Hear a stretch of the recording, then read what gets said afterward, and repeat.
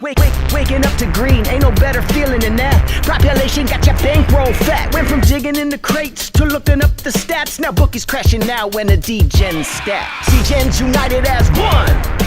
Degens united as one. Degens united as one. Degens united to all rob the bookies. I'm a Degen, you a Degen, we some Degen. You a Degen, I'm a Degen, we some Degen, and we should be friends. You a Degen, I'm a Degen, you a Degen, we some Degen. You a Degen, I'm a Degen, we some Degen, and we should be friends.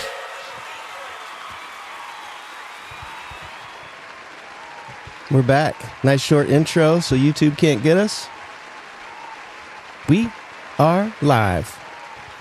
What is up?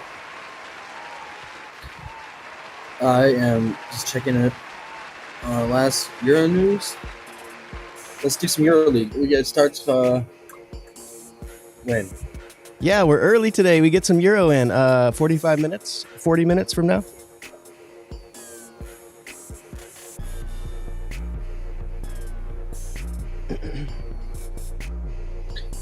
All right, let's do it.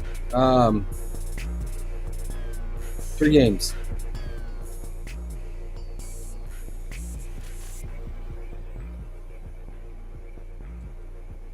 Yeah, I'm about to pull up my sites over here as well. You got some alt under totals I'm liking over there, I see. Yes, sir. I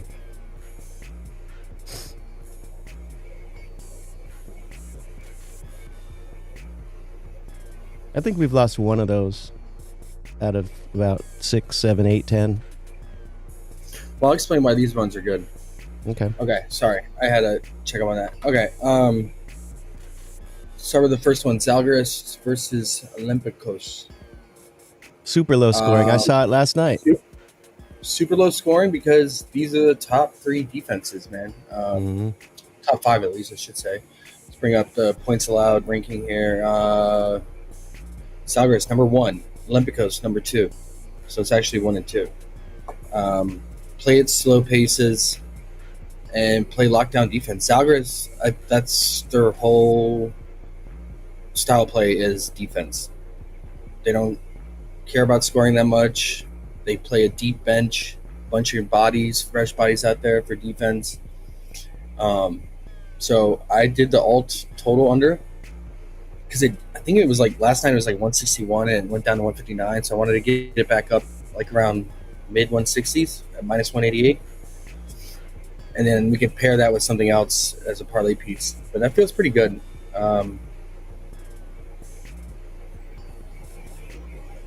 Because, yeah.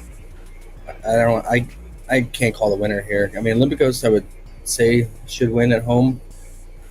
But, yeah, they've been struggling lately. In terms of props game. Props builder, J. Cole brought it up a while back. They have, I didn't realize, they have the totals. You can go even higher than DraftKings, and the price is decent. So I got 172. So if anyone has props builder, 172 under for that one. Okay, go ahead. That feels pretty solid. I mean, you do have Sasha on the other side and Tyler Dorsey, but they have tough matchups. But they can definitely score when they want to. But speaking of him, I mean, for this game, I have no props. There's no value. I think both teams are full go, pretty much. Like Nigel's still out for Zalgiris, and yeah, Olympiacos is full go now with Fournier back.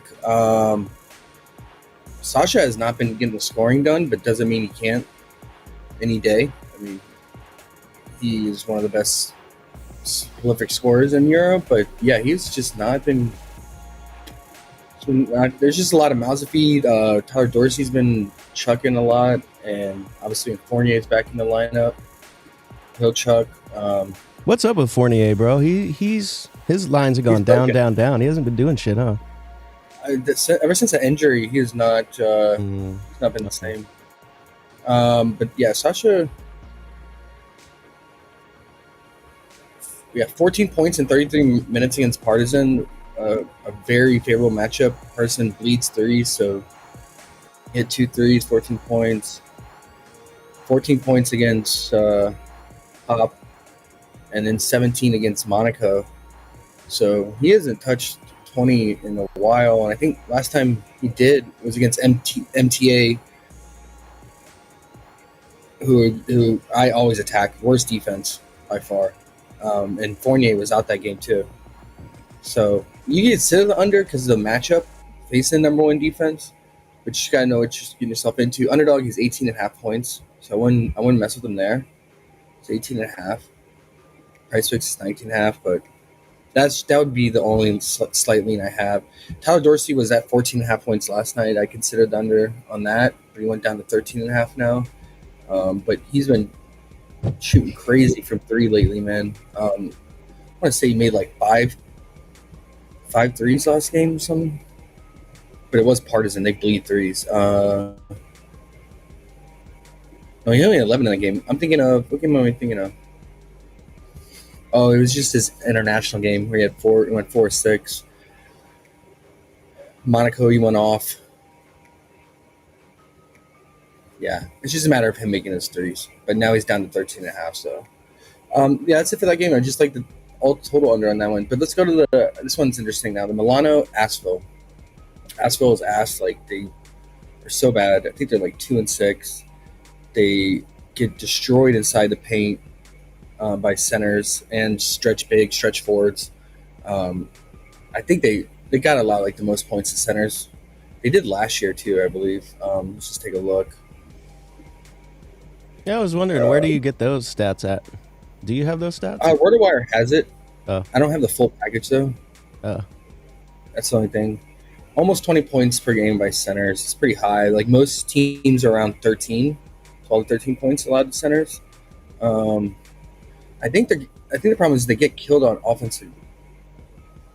Yeah, they give up top 5 most offensive rebounds allowed. They give up the second most rebounds overall total.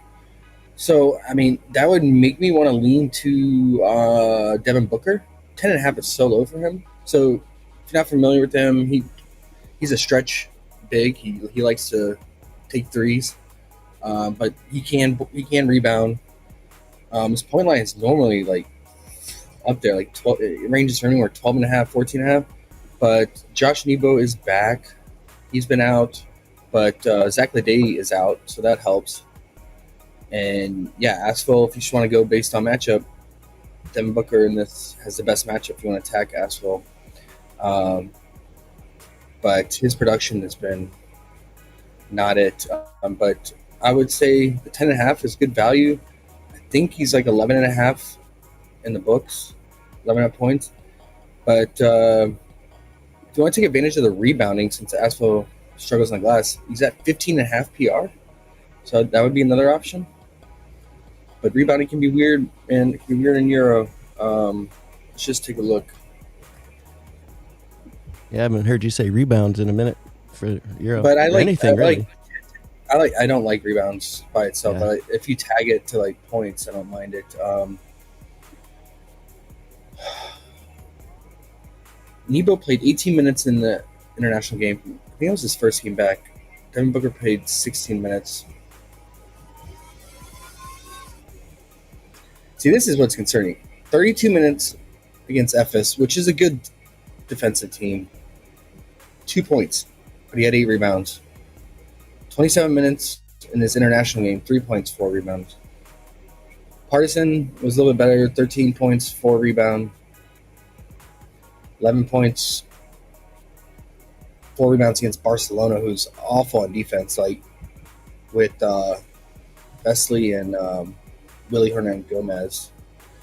Yeah, man, it's just he's really fallen off. Even with Nebo out and Ledee, and now Nebo's back, I would say he's more French. But I wanted to go to on his same team. Holy fuck, what a bump. They get the timers just off too. They just do that and leave it there. Holy shit, what a bump. 12.5 for Brooks. Guys, I posted him at 9.5 in our Discord. 9.5 points. And he is now 12.5. Wow. Well, he was going to be my main play at 9.5 points. How do you go from 9.5 to 12.5? That's crazy. Well, what happened was that Guderick was ruled out. He's like one of the main backcourt sharpshooters, and Armani Brooks has been killing it, man. Like absolutely on a tear. Like if we look at I got 11.5 over here. 12.5 is crazy. Yeah. That sucks. We should have got on an error sooner, but we tried. Let's see if Underdog moved it yet. I hope people got it. And then just scored. What the fuck is I'm gonna have to play him in my head-to-heads. Big Armani. Sucks, bro. Okay, well, if I can get pro ballers to actually work.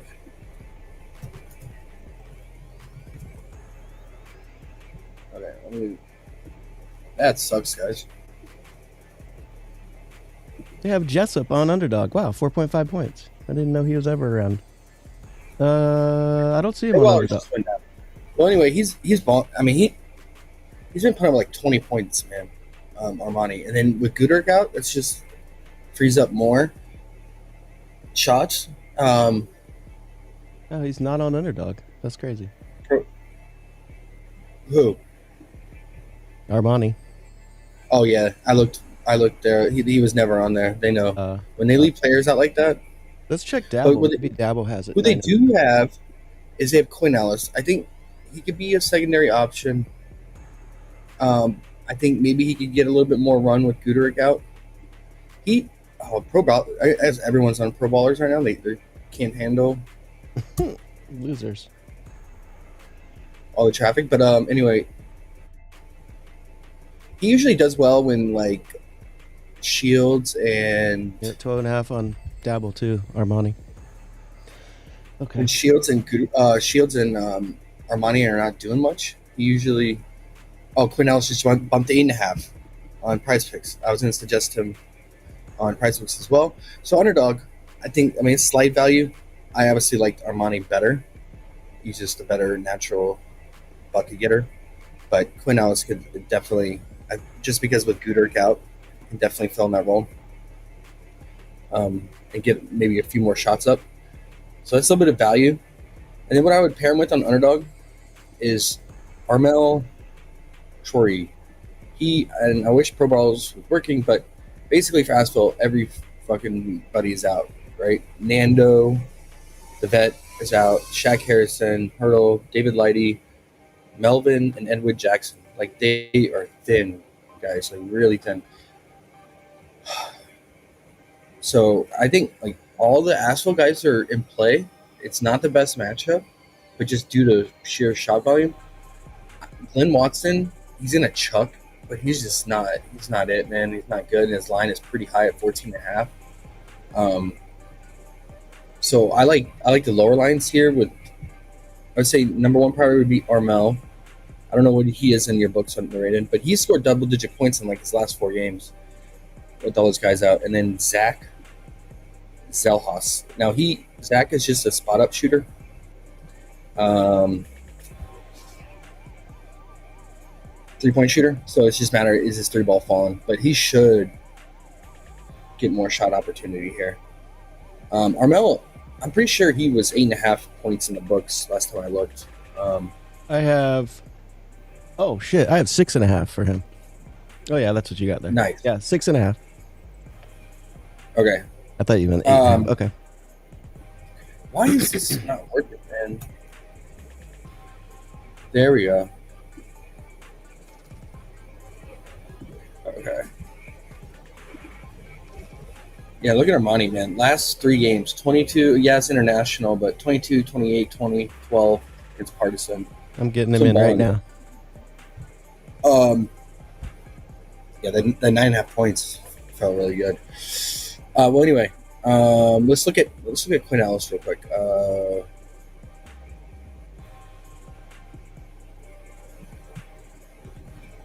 See, this game, Armani got injured the first 8 minutes. Quinn Ellis stepped in and dropped 14. But other than that, man, He lives right on that 7 to 8 point range. I would not play the 8.5. Yeah, he's scary. He's got to get to the free throw line.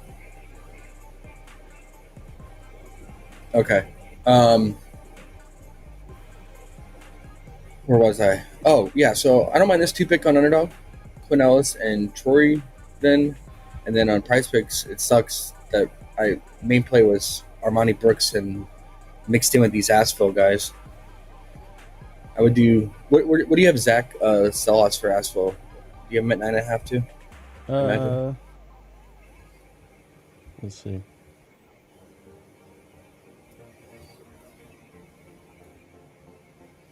$9.5. Yep. Minus 114. Yeah, he's just a spot up shooter. He started the season off really hot, but just quickly look. He's got a badass get up too.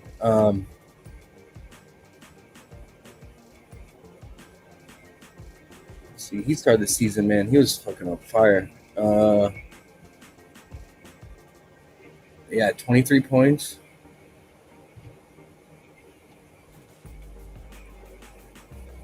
He just can't get past. He can't get into double-digit range or double-digit points. Really needs those 3 balls to land. He started the season off hot, going 3 of 8, 5 of 6, 3 of 8, and then he just fell off from three-point land. 1 of 6, 1 of 6, 1 of 4. So I mean, but the shot volume, like I said, it's going to be there. Let's look at how is Milano on their threes made allowed.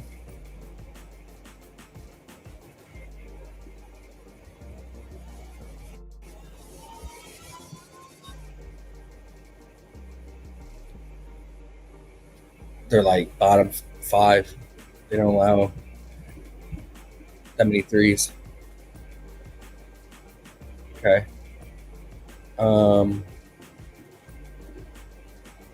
Yeah, it's not the best matchup for him. But let's look at the 6.5 point guy. Troy, he just dropped 18 points, guys. 6'7", small forward. Yeah, last 3 games, 10, 18, 12 points. It's not bad. Right, 6.5 point with everyone out.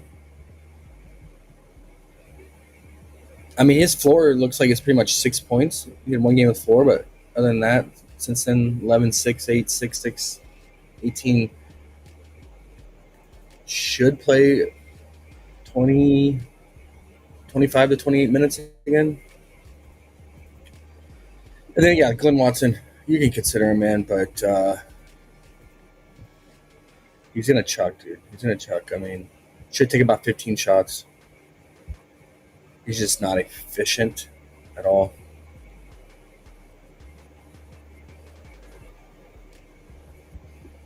I think all the Asphalt guys are live, except, I mean, maybe Heat. It's still pretty low usage. And then in that game, I stacked alt total under 164.5, minus 215, because Asphalt, all their guys out. Milano is a solid defense. It's 11.5 point spread. Milano could mop them up. And then Milano, they have guys out too, like we said, right, with Zach Leday, and then now Guderick is out as well. But yeah, I mean, Armani can score, Shields can score at times, but I can see it being pretty low scoring. Or maybe consider Asphalt team total under, but I think just altering the total. It looks like the odds have gotten a little worse though. I had it at plus 107 with those two combined, all total unders. Now it's at minus 102. But you can play around with it, whatever you feel comfortable with, whatever total. Yeah, and then last game. Last game is more of no value really. It's just more of a feel. Barcelona's defense, it's been really bad. Bayern's defense is average, below average. I see Barcelona's like near the top 5 for most points allowed per game. Bayern's like in the middle. Barcelona will give up the three ball, right? And who shoots the three ball on Bayern the most? Our favorite homie, OBST. Yay! I would consider. I mean, I'd never take this dude's over, man. He'll burn you, like. But this is like the perfect matchup for him with how much threes Barcelona gives up. And I looked last year. He had one of his best games of his career against Barcelona. He dropped 34 points, made 11 threes. Or no, sorry, 10 threes. Uh, I secretly already took him. okay. What line did you get him at? What is he on Bovada? It was 12.5, but I did my head to head, so it kind of worked out. Just need him to hit a couple threes. Okay. But yeah, 12.5. Yeah, he's like on DK minus 214 for 12 points. And then he jumps to 14 at minus 117. Yeah, I mean, with him, he's going to live and die by the three ball too. So he's got to, when his three ball is not falling, he's cooked. He's cooked. But this is a team to make it happen. If you look at Barcelona number 2, allowing the highest 3-point percentage. They allow top 5 in 3 points made. Yeah, so there you go. But these are leans for this last game. And then if you want to run it back and a shootout in that game, somewhat mini shootout, what's the total? That game has to be the highest total on the slate. 3-game slate, yeah. It's almost 170. 1.5 point spread. I think that's fair. Barcelona does not look good, and Bayern's very average. Yeah, I think it'd be tough to call. So, if you want to go for like a mini shootout, I would pair OBST with either Tornke or Kevin Punter. Most of them should get the scoring done here. I always prefer Tornke because he can score at all levels. And Punter can sometimes just like totally fuck off and ghost you. But both are in good spots here. So if you were playing multiple slips, I would split up Kevin Punter and Tornke in separate slips. Shall I post the all under totals for people with? Yeah. Okay. Yeah, I meant to do that. I didn't post that. That's one thing I didn't post in Discord. Yeah, thanks. I mean, but like last game against Real Madrid, which was a shootout. I mean, 92-101. Tornke and Punter got there with their points.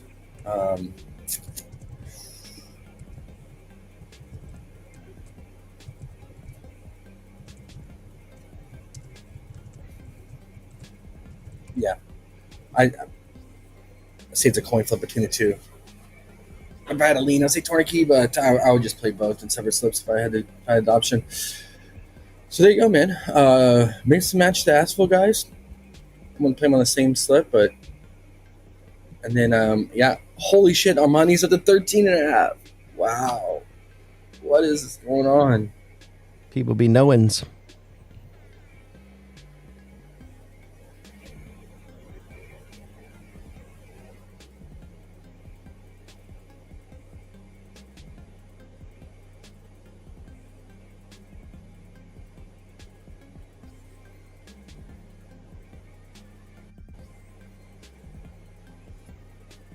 Okay.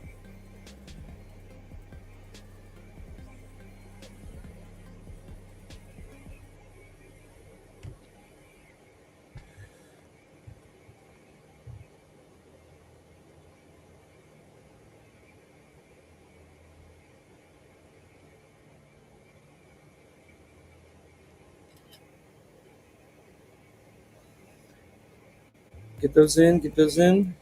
I'm just posting the rest of these.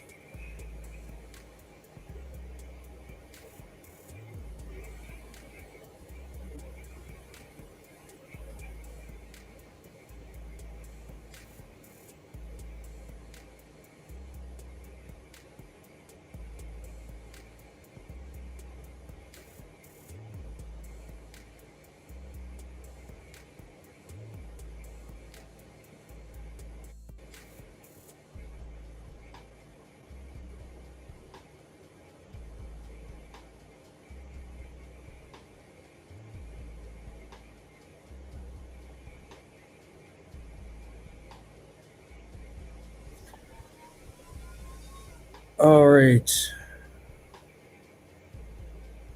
When's the first one starts now? 15 minutes.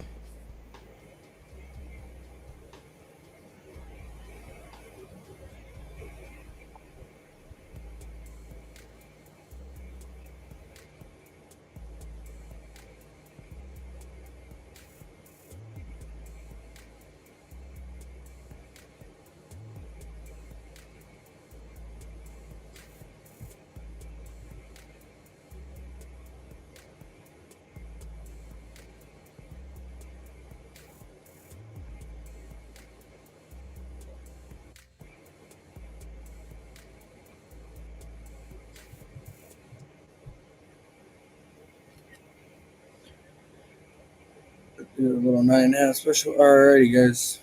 Move to NBA. Oh, for head-to-heads, I like. Oh shit! I mean, all the Zalgiris guys. They just took your homie off the board, Armani. I think. Wow. 'Cause I just clicked your link and one of them's gone. Yeah.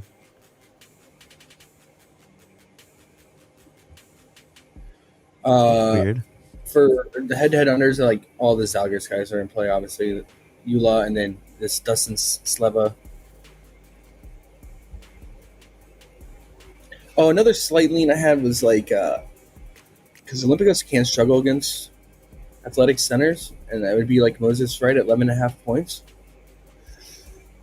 But he is coming off a wrist injury. We look good though, first game back. I just like him. Very consistent. I mean, if you look at when he gets his normal run, he usually has like a 10-point floor.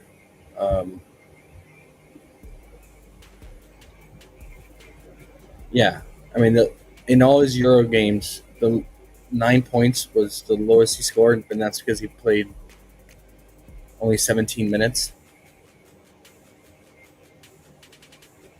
So he's not bad for a head-to-head. I mean, since he's only 11.5 points.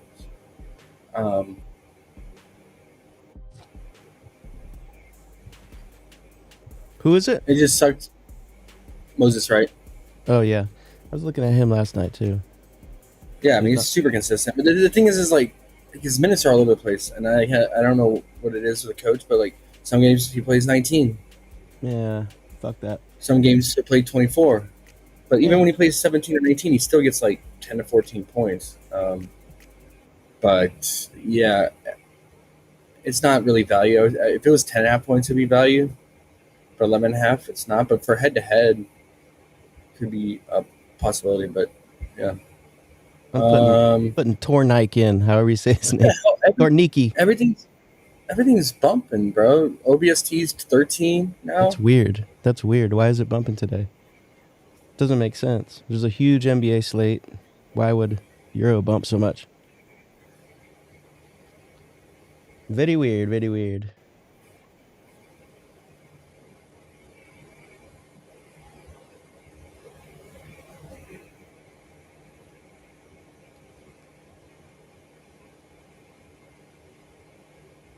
Very, very strange.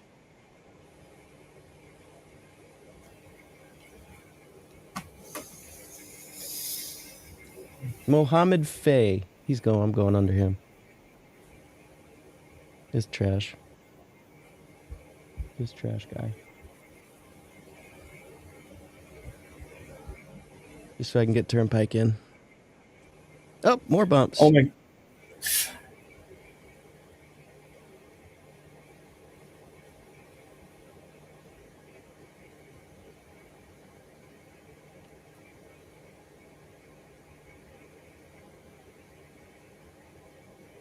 Ayo's here. Woo, woo, woo.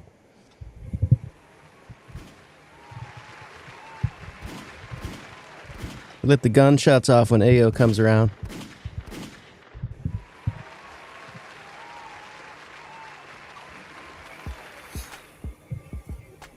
What up, Ayo? I man, yeah. I mean, that one is not that's not okay. Whatever. Like I feel like he's got to get us 8 points no matter what.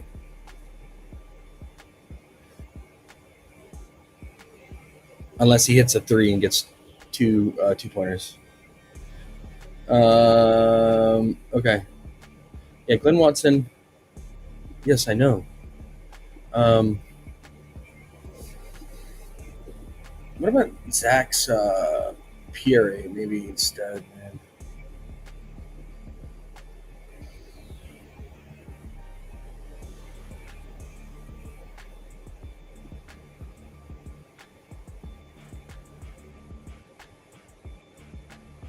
His Ari is just not consistent whatsoever.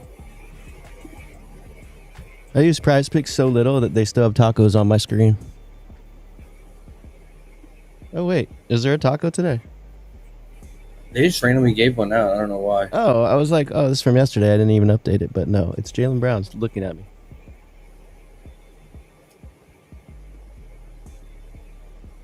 Oh, that's interesting. Ayo says Josh Mad Scientist Undertaker. Let's go. What up, bro? Talk to me about your Pistons, bro. To get to them, everyone fucking out. Dennis Jenkins season. Good old Pistonians.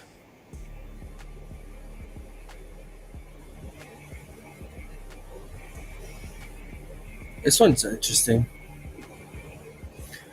Balmeros, 3.5 assists, or his PA too. Could be in play. I mean, since OBST's 12.5 points bump, I mean, you consider the 2.5 3-point made. That's the majority of where his points are going to come from, right? So, let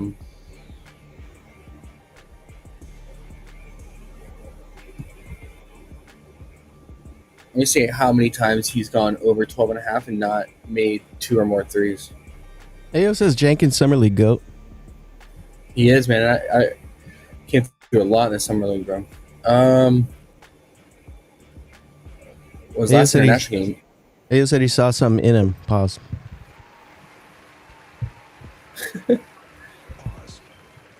Look at this game. His last EuroLeague game, 12 points, 4 of 8 from 3. So he hooked his 12.5 points, but he got that 2.5 3-point man. I'm not seeing a game.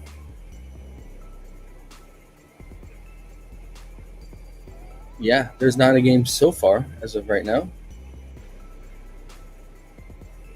where he has gone over the points, but not over 2.5 3-point made.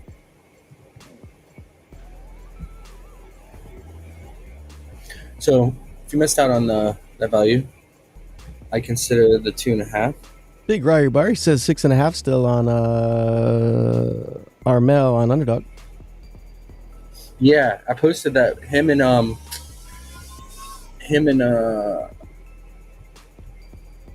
Quinn Ellis. Quinn Ellis still 6, 7.5, right? Oh no, Quinn Ellis bumped too. Well, we posted him. This is crazy, man. I haven't seen Euro bump like this. Right? Weird.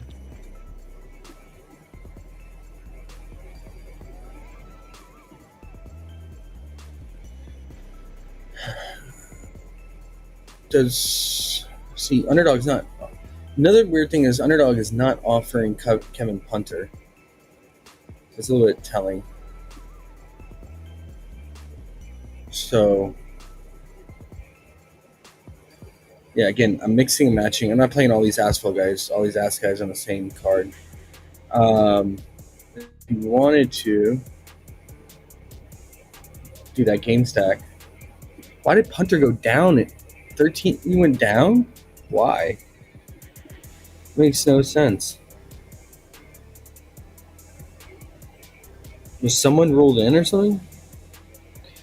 I'm seeing on Bet365 at least -145 on the over 13.5. So there should be no reason that it would bump down. If anything, it should have gone at 14.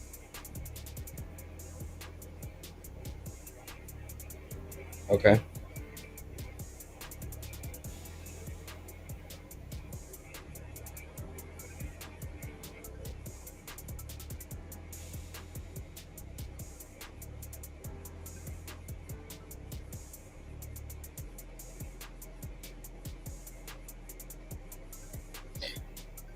Wait, so you said in your books you're seeing Armani books at 12.5? Mm-hmm.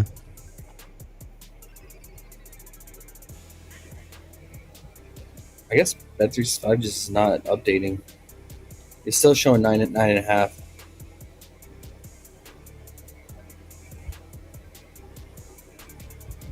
Who's at 9.5? I mean, what book? Bet365. It must not. It must be not updating properly. Let's see if Bovada changed theirs too. I was looking on Builder. Let's see.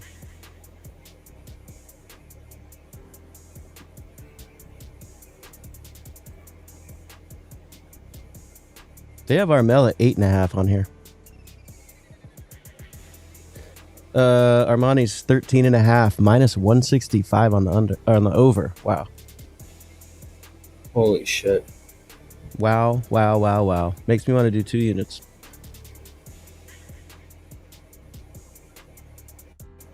There we go. You know why? I should look this up. I know why now. Who's out? Shields is out too. So Shields and Guderick, guys. Well, shit. There you go. That's huge. Well, we have 3 minutes, right? Or is it? Yeah. Get a link out. Well, I mean, I posted Armani 20 minutes before all that shit went down. So. Oh, so you're saying Armani's the guy today for sure. Let me bet him. For sure. But I think, oh, man, I hate this because the guy is so fucking ass. But like, I mean, I Devin Booker and Quinn Ellis are definitely live. They're definitely live.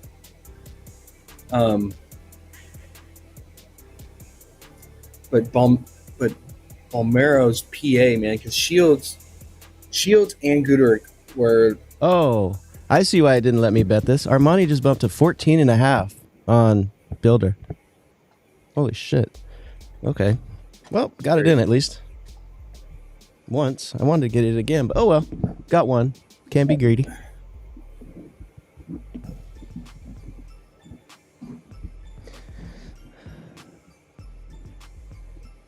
The Euro bumpings are out of control. Yep.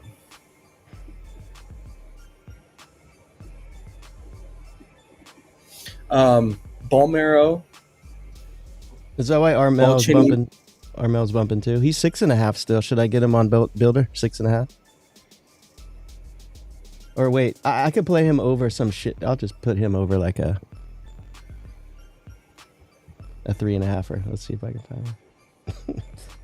Oh, the fun. But Balmero, like, his assists, man, they go way up, dude. Like, because Guderick and Shields were ball handlers, playmakers, and now with them out,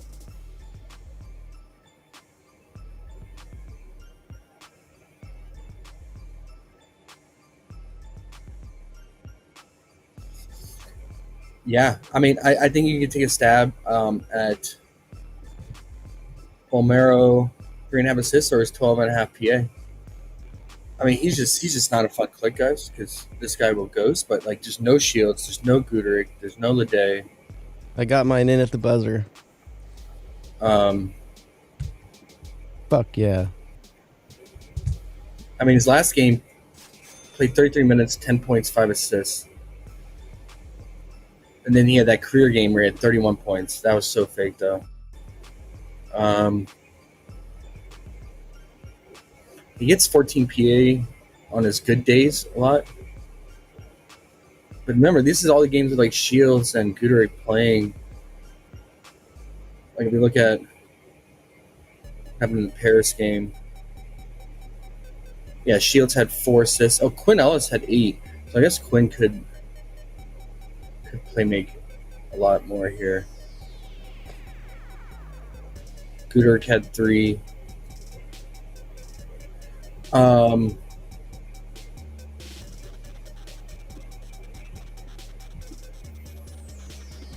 It sucks that we don't have Quinn Ellis's PA or PRA. Yeah. Hey man, but I mean, if you missed out on all the bumps, like I wouldn't play Quinn. You had a choice. I'd play Quinnell's just on Underdog because you get a little bit of a 1.02x for the over, or it's 8.5 on PrizePicks too. And then on PrizePicks, since Armani's gone, you can either play Devin Booker, PR, or Leandro Balmero, 12.5 PA, 3.5 assists.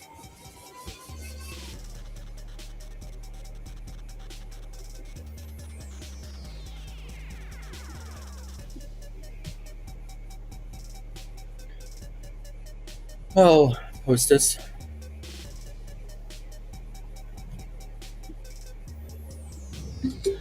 Okay. Oh, what'd you get, Kevin Punter? What's he on your books? Yeah, good question. I didn't look at Kevin Punter because right when I hear you say stuff like he can disappear, I just go next. Let's see. I just want to know why he bumped down to 13 flat. And why Underdog is holding out on him. It's just weird.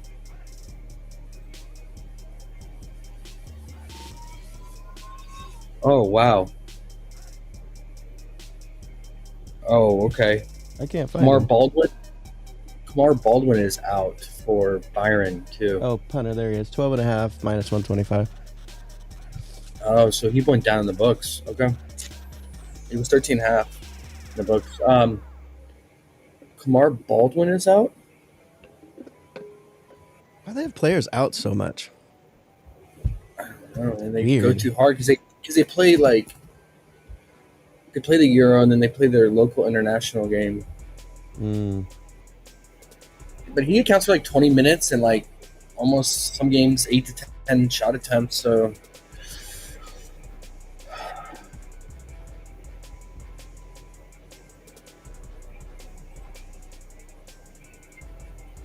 that's good for OBST.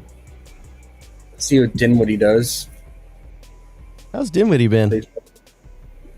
Ass. Not doing anything. No. International game, he had 2 points in 22 minutes. Oh wow, NBA style. Yeah, Weird. I would just say, I mean, I can't trust Lucic. This dude, so bad. Yeah, I think that's a boost for OBST. I mean, at this point, since he's 13 flat, I would just take his 3-point made.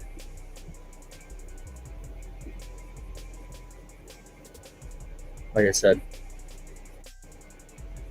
Isaiah Mike. Yeah, he's going to have tourniquet on him, but he was a baller. Damn. I mean, his minutes. Was it his minutes last game, though? He got in foul trouble, didn't he? Is that what it was? I didn't know. Okay, good. That makes sense. No, he played 27 in an international game. Okay.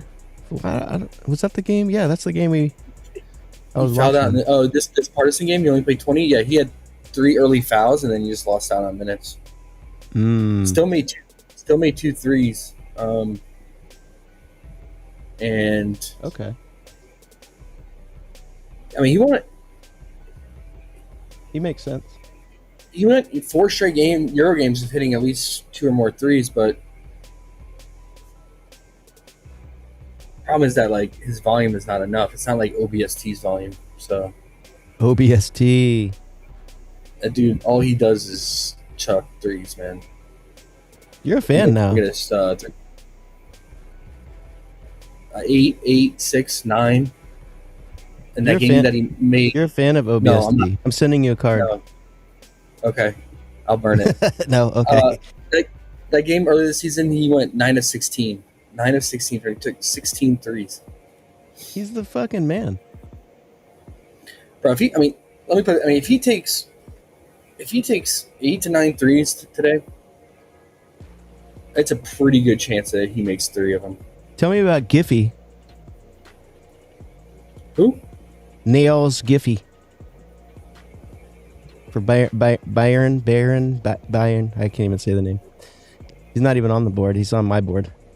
Nails Giffy, 4.5 points. Nails? I don't even track him, bro. Nice. Good. That means he's even worse.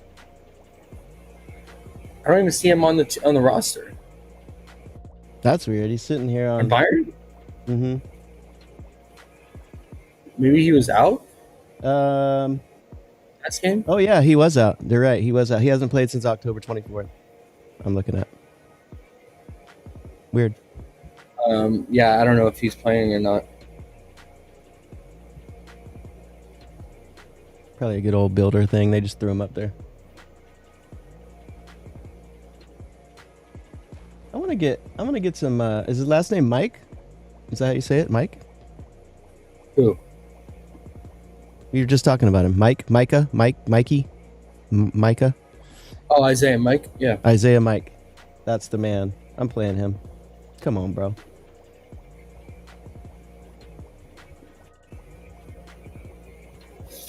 Yeah, guys. I think the Balmero, the 3.5 assists. I don't trust him to score. So I would if I had to lean, I would go with the 3.5 assists. You could pair it with Ellis. You could pair it with Booker. You get positive correlation. Sucks you can't pair it with Guderick or with Armani, but it is what it is. And then mix and match throw in some Asphalt or pair it with OBST, man. But you know how 3-point props are. Ick. Ain't it? Mm-mm. A quarter in my pocket if you want to flip it. Yeah. Mm-hmm.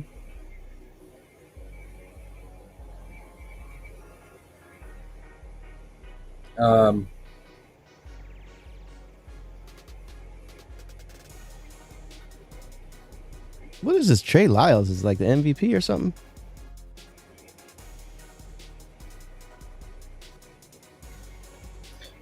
Dude, he's like on a mission overseas.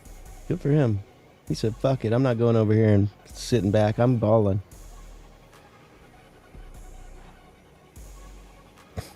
Why did he leave NBA anyways? I wonder if he got released I don't or know. he decided to leave. He was a key rotation guy on the Kings. Yeah, I don't know, man. Right. I don't know why. It's kind of weird, right? Yeah. He probably is like that video I sent you yesterday. Oh, I'm done with it. Just going to Europe and chilling. Then got there and was like, actually, I can ball here.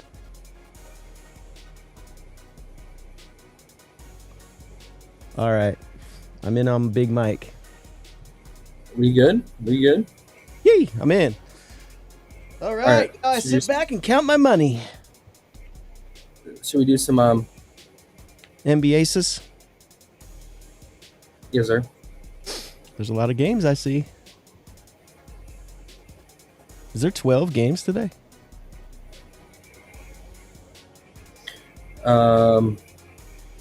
Is it 12? I don't I know. didn't even count. Builder always has a number of games in it. I clicked on it. It says Euro 8, NBA 12. Because it has Euro for tomorrow, too. It's stupid PrizePicks and Underdog don't put tomorrow's games up. That would be great. You could look at them overnight. Or I guess they are overnight, but you don't get the news till the day of. But I always have the odds and the lines the day before. Yeah. Yeah. They're scary of the smaller props. It makes sense.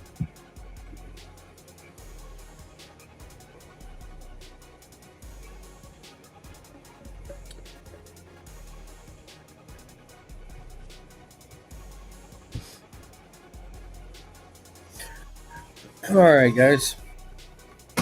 Nice little Euro breakdown. It sucks. I posted all those plays in Discord like at least 20 minutes before all the line movement and removal. I don't think a single person was awake. All right. Throw links up with them. Every link I see, I'm clicking. Well, I was just throwing up individual plays. I know. That's what I'm saying.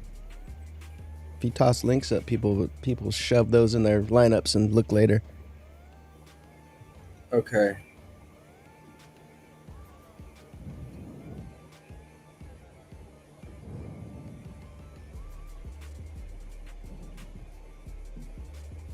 Anything I missed? We're good? All right. Moving along. Ooh, you have profit boosts.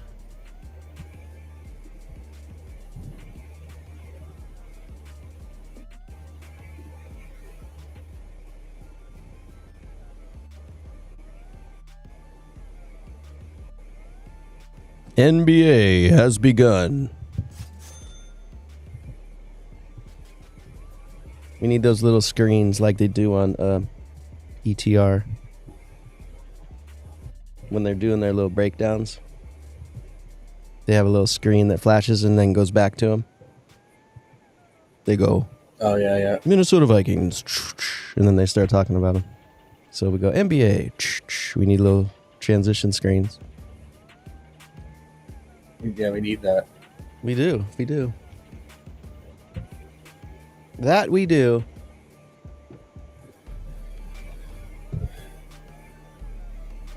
Wow.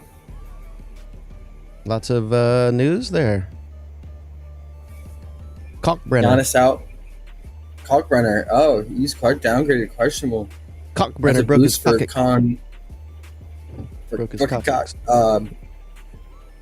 Broke his coccyx. This one's huge too. Caden Duran not a shoot around. Duran was a midday downgrade. They're at a smoking weed. They'll be back. Yeah. Giannis being out, and Mr. Brenner. And that's how you pronounce it potentially too. being out. Not Colt. It's Cock. It is, yeah. Yeah.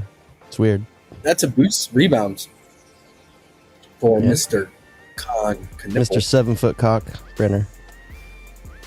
It is wow, look at that. His rebounds are 5.5 last night. But look at these. Ever since LaMelo has been out, let's take a look.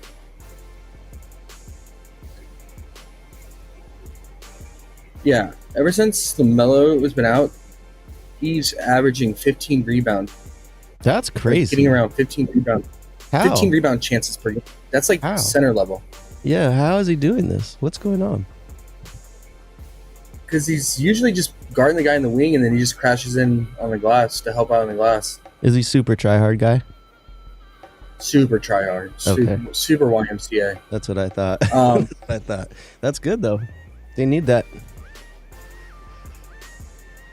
And now with Mr. Cockbrenner potentially out, Cock that B. should help out the rebound.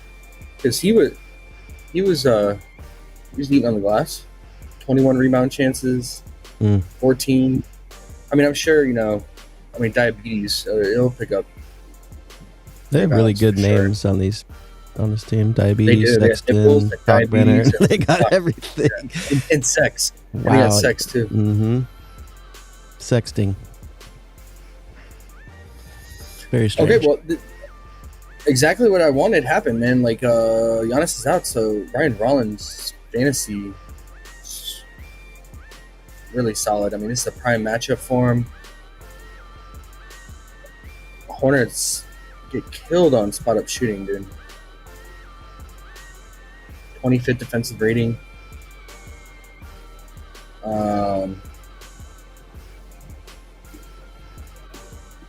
Games without Giannis. How many? It was only that Warriors game. He went crazy. Warriors defense, perimeter defense, pretty much the same as the Hornets. Trash, and more trash. So, he had 8 assists.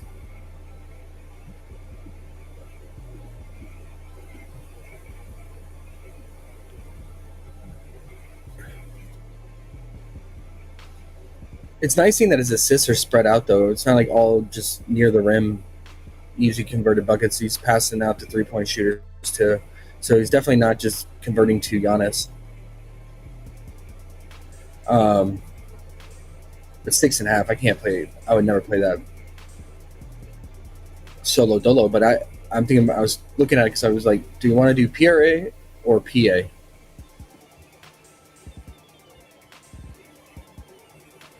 Hornets aren't really giving up boards to guards. I had made a new rule for myself like a week ago, and it was and I think it's gonna work out.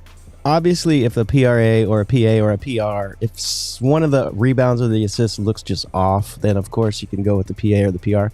But most of the time, it's pretty even. Pretty much going to even out. They pretty much figure it out, right? The lines are going to be pretty much right in coordinates to each other.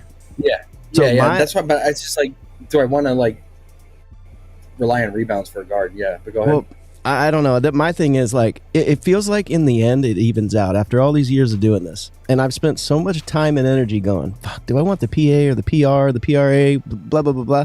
I don't do it anymore. I'm done with it 100%. Like I said, unless something looks off, I just go straight PRA and don't even think about it twice, because you're either going to get those rebounds or you're not, but it's going to even out in the end. This is why waste time. I'm done. I'm 100% done with it. Never PA or PR again in my life. And it's made my life actually a lot easier. I don't know. Just something to throw out there. Maybe it'll help you as well. Because I know that's a part of our thought process that's always stops our like workflow, basically. Yeah. I'm just done with that shit.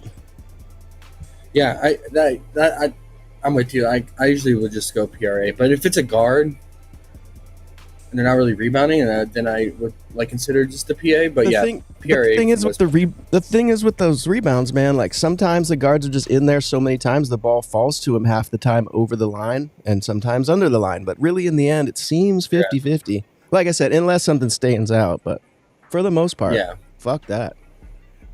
It was a great realization. Yeah, Anyways. no, I feel you, man. What did Davion? That'd be a good metric. What did he?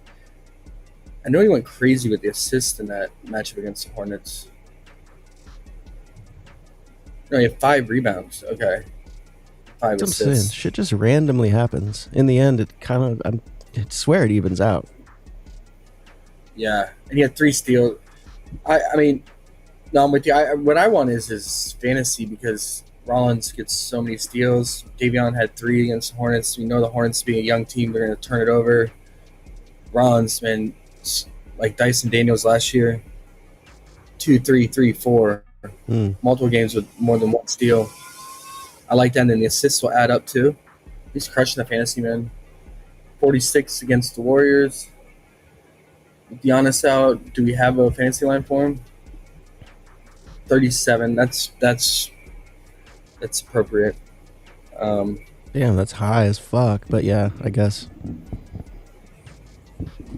it's right. So for him, I would say I'm gonna lean the fantasy just to get the steal upside, man. And it's the Hornets. The spread has got to be pretty close now, I imagine.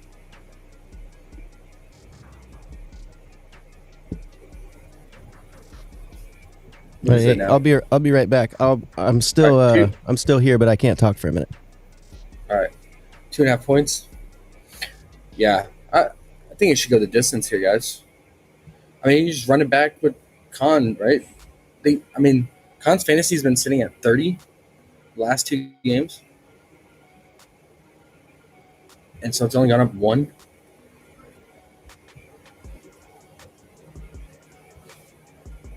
Let's see what Khan's averaging fantasy point per minute with LaMelo out. Let's see if this adds up. Charlotte Hornets.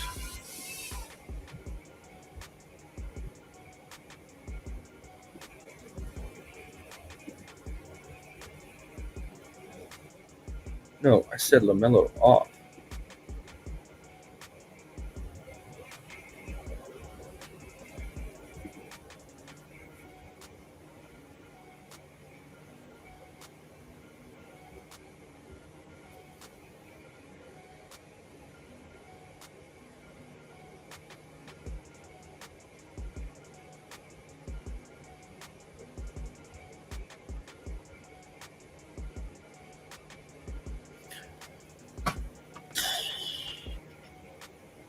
Oh, I'm looking back to 20. Okay, hold on. I gotta fix this. October 1st. 0.93.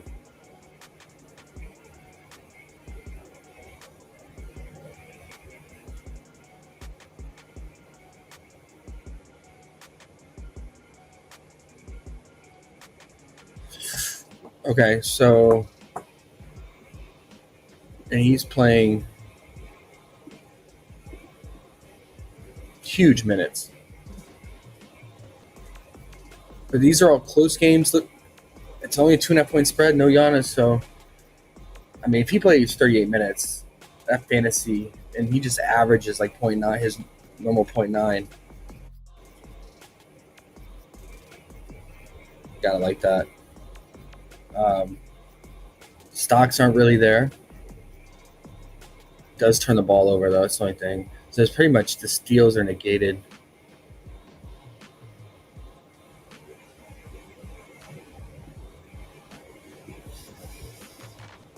What I usually play his PR because of what we looked at with his rebound chances have skyrocketed. Oh my gosh. So it was 22.5 last 2 games. It was 23.5 last night. And then I guess with this news, it went to 25.5.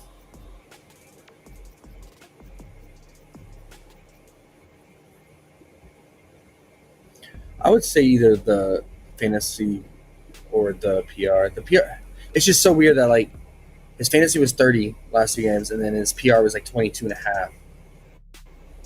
And now his PR went up by 3, but his fantasy only went up by 1. So I guess they're really taking consideration the turnovers and lack of steals. So I might just split it up with the fantasy, just in case we get burned by turnovers. How often are guards turning it over to them?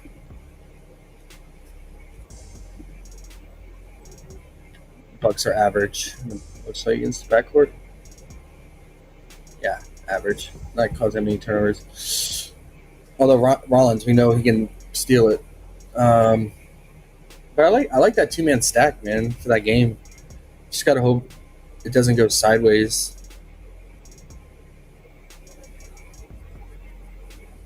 Which I don't think it should. I mean, yeah, the Bucks have had some good games without. They had that one good game without Giannis against the Warriors, but they shot lights out. They could easily shit the bed with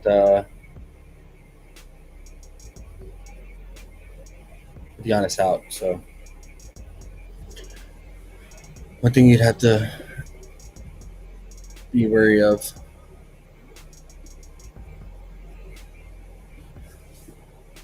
What is what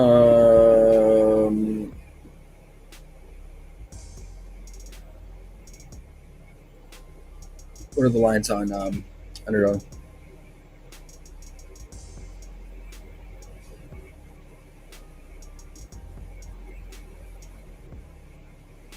Wow, Khan is 26.5 PR. What's he on props on the books? It's 25.5. I mean, not much juice on the over, so Underdog is just already bumping him. 33 fantasy. Okay, so yeah, much better value, obviously, on PrizePicks.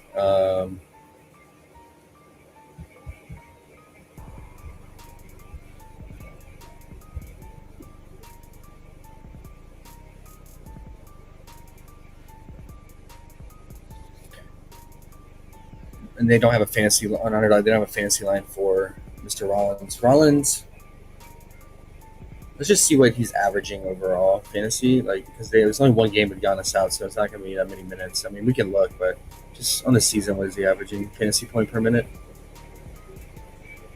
It's 1.07.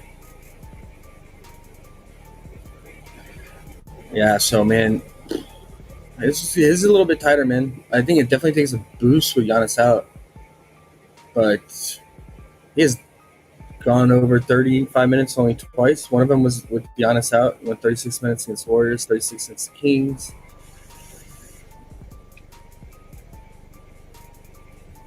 Yeah. So his is a little bit tighter line, man. So maybe also playing like just some alt lines because they're so juiced. Let's see. Let's take Giannis off. It's not gonna be that many minutes with him off the court, but just take a look. 1.24. So that's much better, right? So 1.24. And how many minutes? 97 minutes.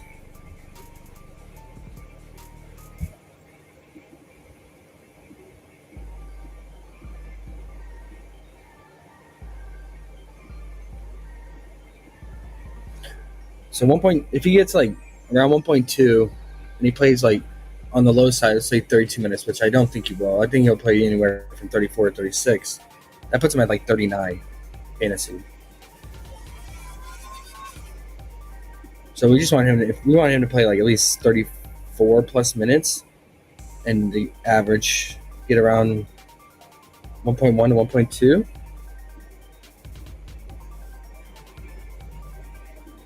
Should be good. Yeah, it's hard to say. It's just limited sample size, right? With only one game with Giannis out. So good matchup though. We can look into other guys though as well on the Bucks.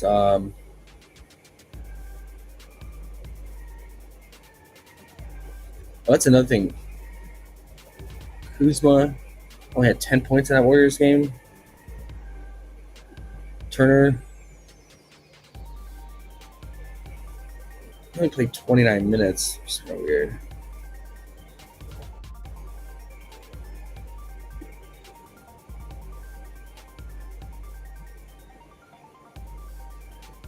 Cole Anthony is interesting, but does he get the minutes even like with Giannis out?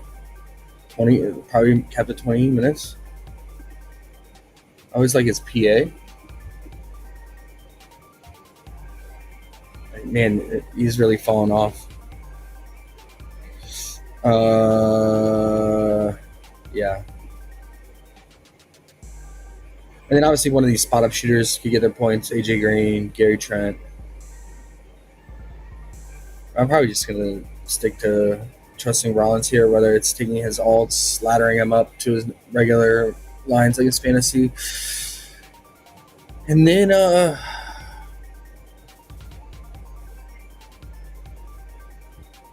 Trey Mann, he balled against the Heat, but Sexton was out that game. Sexton comes back and he only plays 18 minutes. So why is his line so high? At 11.5 points. It's weird. Obviously, Sexton's always in play. His playmaking went down because Khan went crazy with the playmaking in that game, right? You had only 9 potentials, converted 9 assists on 9 potentials. Can't rely on that, man. So, yeah. Probably off Khan's like anything assist related, which also affects his fantasy too, right? So I mean, really, it's like the PR, man. It seems like it's like the best option for sure. And then Sexton came back. He only played 26 minutes, and he's dealing with the injury. I don't know if that's why he only played 26 minutes, or they're just spreading out the minutes in the backcourt with him and Trey Mann and others. So I don't know. Yeah, man. I mean, then Miles a black hole, right? We know that. 19 shots against Lakers. He's gonna play huge minutes, 40 minutes.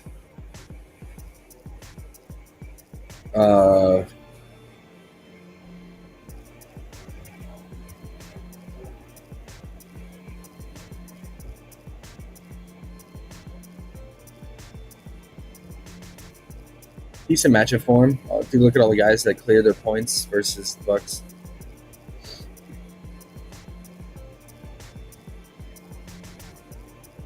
Jabari, Bazelis, Ingram, Middleton.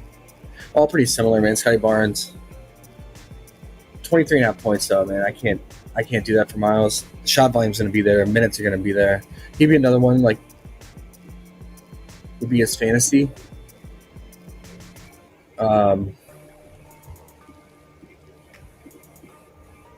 He gets steals, he can get a couple blocks.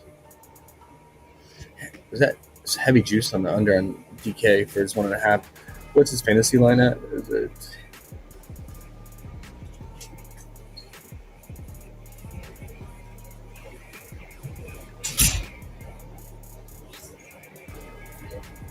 What's that? Oh, thank you.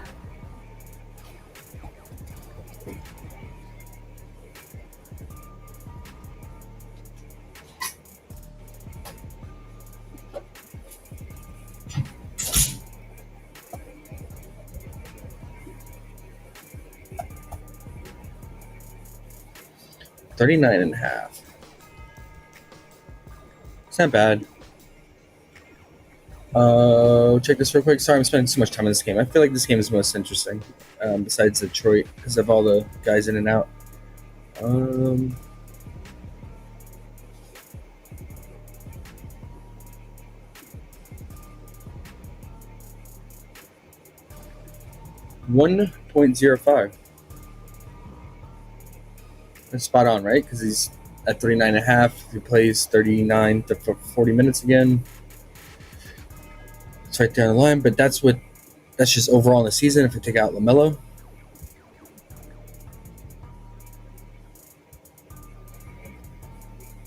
His fantasy doesn't really change that much. 1.01.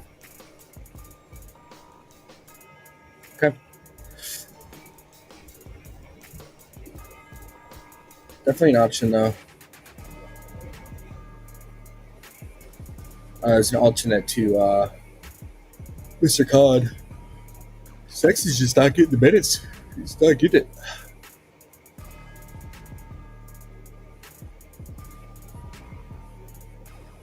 Has Brenner played every game?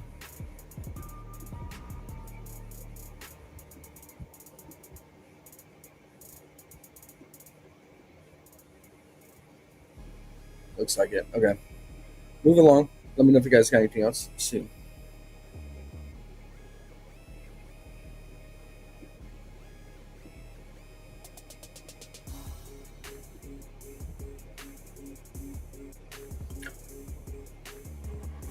Got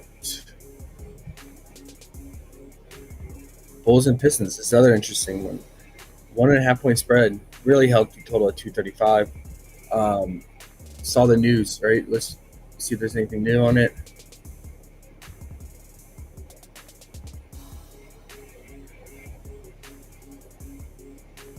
No, nothing new, but it's not a good sign when you're not a shoot around. And Cade and Durham been playing heavy minutes. Cade has been playing back-to-back games on a back-to-back, played huge minutes. Had overtime, 40, and then the next day on a back-to-back 44 minutes. So definitely deserves the break after a big triple-double overtime game. Duran was downgraded to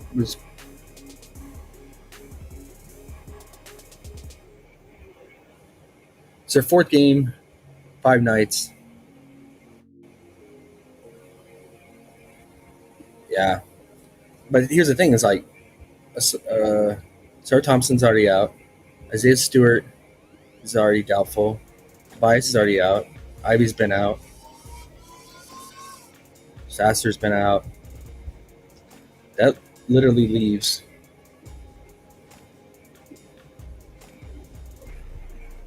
no one. Duncan Robinson, Javonte Green, Ron Holland, who was terrible, and then Dennis Jenkins, who balled in that game on Monday against Wizards, but it's the Wizards. Played 34 minutes off the bench, 24 points, 4 rebounds, 3 assists, 4 steals. That's what I remember about him from Summer League, man, is like he's like super active on defense. He's like a dog on defense, man, for sure.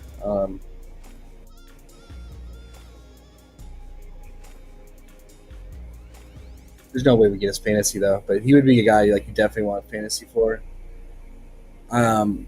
If Cade's out and Duran's out, I mean, it's really just Bobby Klintman, NBL legend, he's just rim running / can only score near the rim. You got old man Paul Reed, will fill in, probably start for Duran. And then Chaz Lanier, he was subbing in for Ron, because Ron was struggling so bad. Back-to-back games, Ron shooting horrible. Went 3 of 15 the game before that one. Then he went 1 of 4, 0 of 3 from 3. And then, yeah, Chaz just started playing more minutes over him. Matt Peace here. What's up? What's up? Yeah, so, I mean, for me, it's just Jenkins. I don't trust. Yeah, Duncan's going to chuck, but. Matt says Jenkins, baby. Yeah, I'm in on Jenkins, man. No, he says, are we still in on Jenkins? Or are we running it back, he says. The what? He says, are we running it back with Jenkins?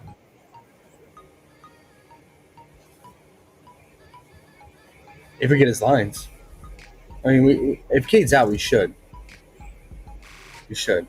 I forgot about LeVert. I forgot about LeVert. So he's back. Okay. Because he's been out, in and out. But he's been so bad.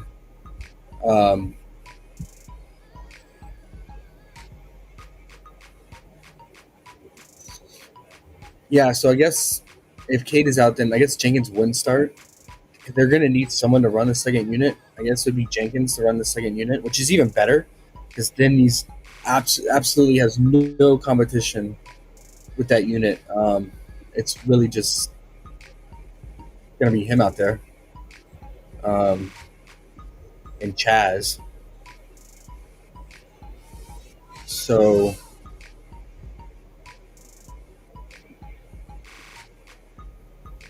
oh, great. And some Bobby Clinton. Yeah. See what else they dust off. I guess they got Wendell Moore, Isaac Jones, Tolu. Okay, look out for that news, man. I want to like Ron Holland. I mean, he was another Summer League guy. Him and Jenkins, man. He tore it up in Summer League, but like, Holland would drop 20 easy for that Summer League. Right now, he's going through it, bro. He's just 3 of 15, 1 of 4. Shooting, averaging like last 2 games, like 22% from the field. He's fouling a lot too.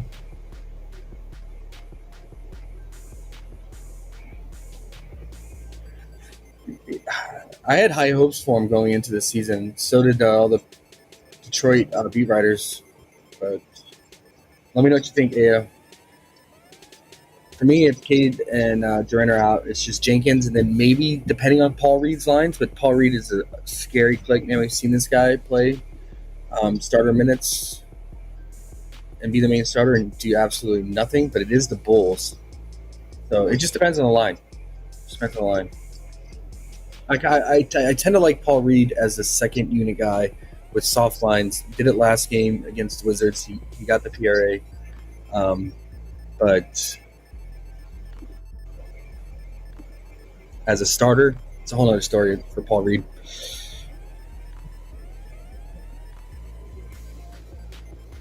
Okay.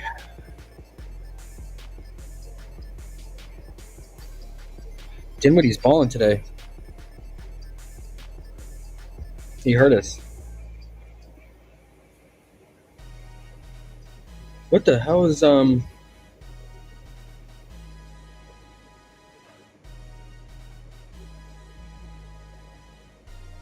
right. Underrated. Armani was such a easy play at 9.5 points. Hey, Big Zachary's got 6 though.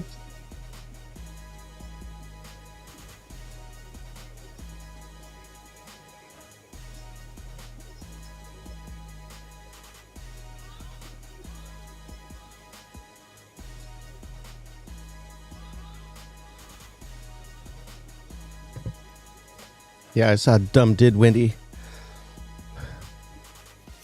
Okay. And the Bulls side, man. So originally thinking that like Durant was gonna play, I like Vooch's 3-point prop. I always take it against Durant and the Pistons because the Pistons play drop coverage. They give up They like to make sure they shut down the high percentage shots near the paint. So they'll drop in coverage and just leave stretch bigs open for three. But it's gonna be different now if Duran's out. I bet Pistons go small a lot. So probably off of that, it changes the whole landscape. Do you hear that? Do you hear that cheering though, Josh? What? J. Cole's here. What up, J. Cole? What up, bro? Yeah. And then we still don't know Giddey's news, right? He is questionable.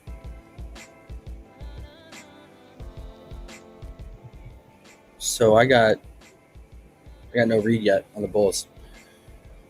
Whenever Giddey's out, I go to Trey Jones, but I'm a little bit worried about if he's seeing a lot of Jenkins. Jenkins is a dog on defense, I'm telling you, man.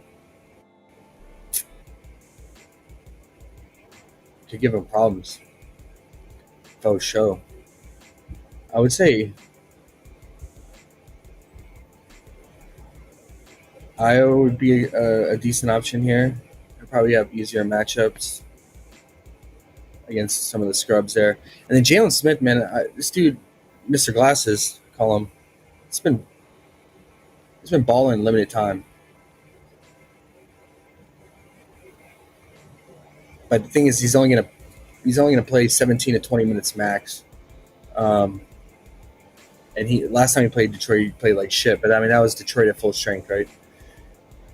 But yeah, I mean, 11 and 12 rebounds in just 19 and 20 minutes is crazy. Absolutely crazy.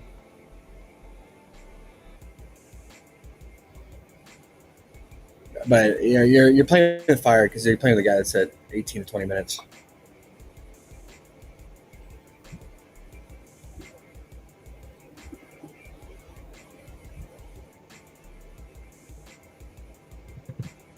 Wow, what the hell got into Nico Manian, man? What the hell? You just come out of nowhere. Steven's been doing absolutely nothing, and he's got. They took a 3 away from him. He only has 7.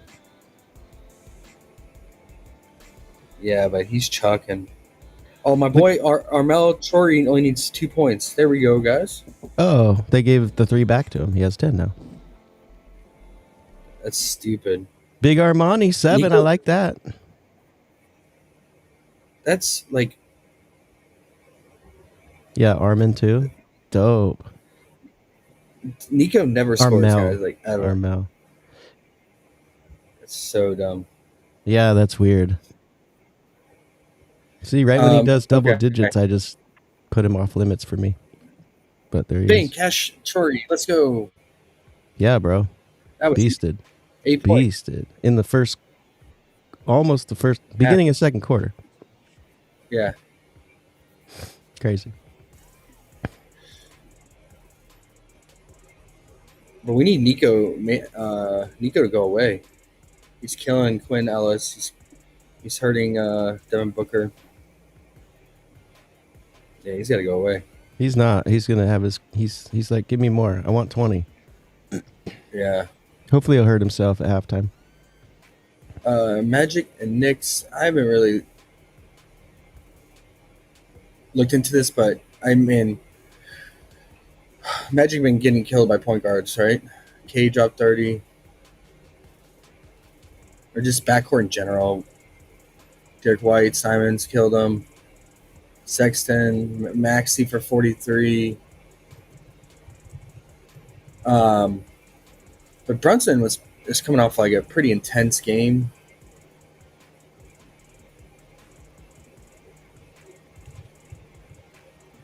Yesterday, he got beat up, man. I was watching it.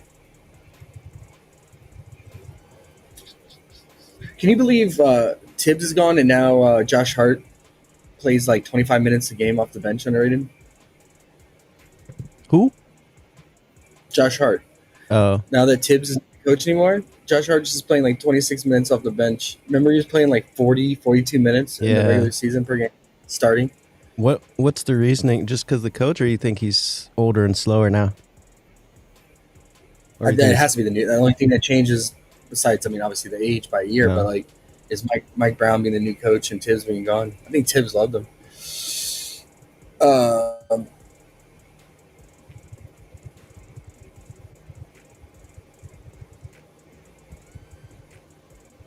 yeah, I would say Brunson's on paper is the best matchup here, but it's gonna be a slow paced game against the Magic, and Knicks are on a back to back. I don't like playing teams on a back to back. I don't really like playing Knicks in general. Um, maybe Clarkson.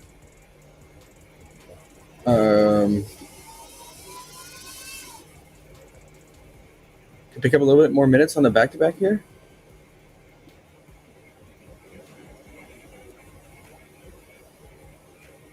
Like 21 minutes. Yeah, picked up a few more minutes.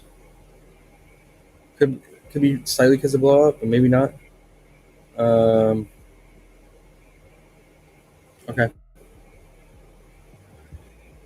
I mean, he has a good matchup too, right? Simon's dropped 25. NAW got a good game. Davion, Tyus, Sumu. Soft line, but he is not a fun click, man. He only played 17 minutes last game, so maybe he does get a little bit more run. Feel better at 20.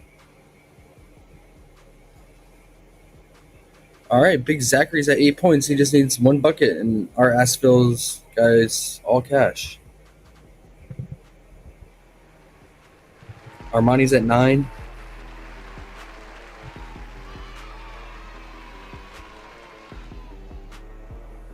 And Devin Kids. Booker is still broken.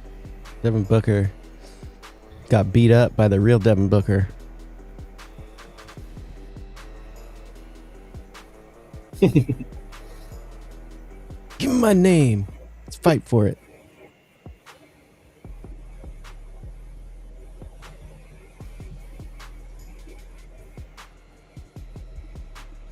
Wow, this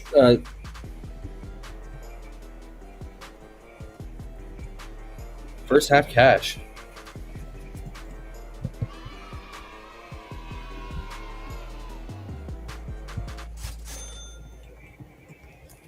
First half cash. That's the sound. Mm-hmm. Armani's got 11. My man. Damn, our boy Armel is balling. Yep. You look at your boy Devin OBST though. Ballin with 0. That's what I say about him, man. That's why I usually take his under, and then he has those fake games every once in a while.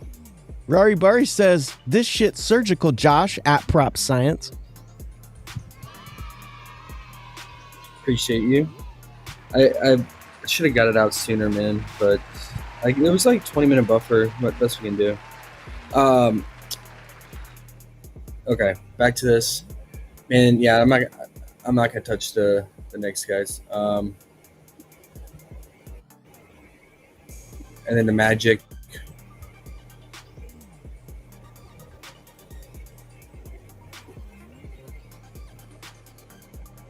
Knicks struggling a little bit in transition, which is like what you always want to look for Franz. I mean, that's like his bread and butter transition points. So I looked to him. I know it's Banchero's birthday, but does he really care about that? How old is he now? Like 22, like the age you don't really care? 23. So, yeah. On paper, though, I feel like it's a better matchup for Franz because of the transition points and Banchero relying a lot. I mean, Banchero does score in transition, but you realize heavily on free throws. And Knicks bottom 3 in fouls, which is kind of crazy because Cat averages almost 5 fouls per game, right? And that's why his personal foul prop was at 4.5. How crazy is this, Hunter? 4.5 personal foul prop.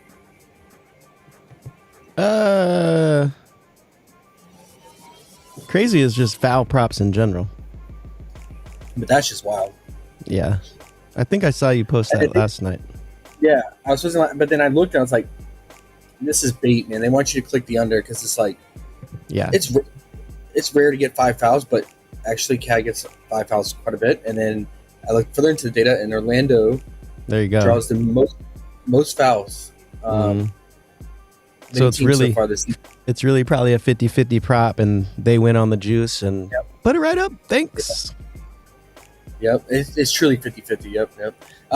If you look here, this is sorted by opponent personal fouls. Magic number 1 by far, like 25.2 per game.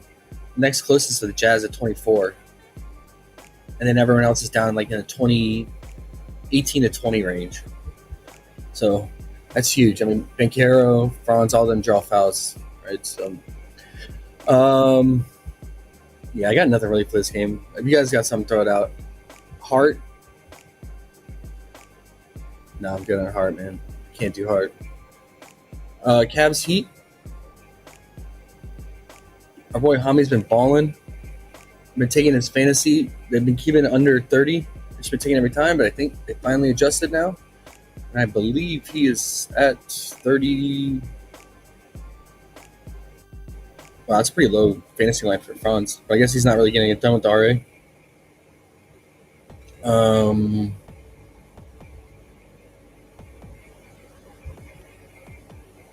32.5. So it's gone up 3. Okay. But he's not really getting it from stocks, right? It's just like all the RA.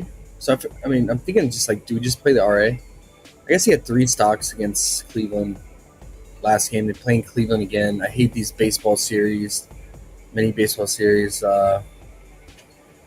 But 22 points, 13 rebounds, 7 assists, man.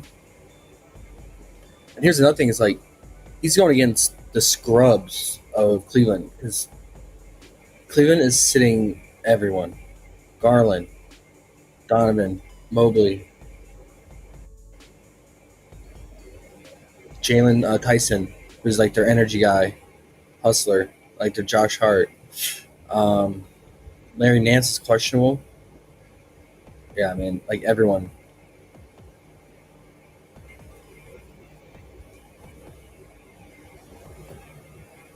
So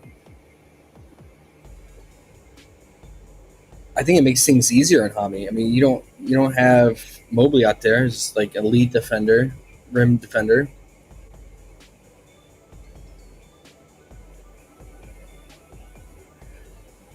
The Heat are 5-0 at home, and the Heat beat the same Cavs team with all the Cavs guys playing, and now all the Cavs guys are out. They made it clear they want to hold it down at home this season. They are, man. 5-0. Watch, this will be the game they blow it when you have these like bench guys coming in who are hungry, trying to maintain a contract and stay in the league. Right there, they're gonna play motivated. They're gonna play hard. A lot of times we'll say like, "Oh, all these guys are out. It's gonna be a massive blowout," and then those are the games we get surprised and we're like, "Oh shit, man! How in the world did they keep this close or wasn't a blowout?" Because these guys on the bench, man, they're hungry.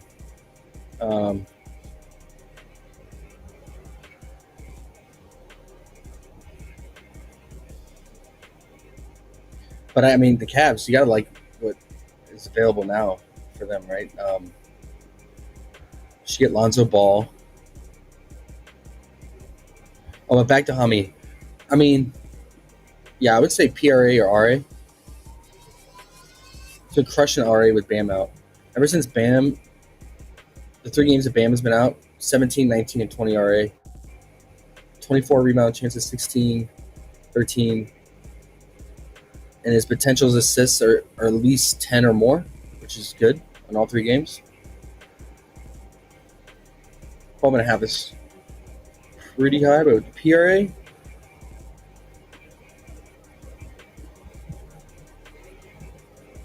yeah, I would say the PRA, man. Now that the fantasy was juiced,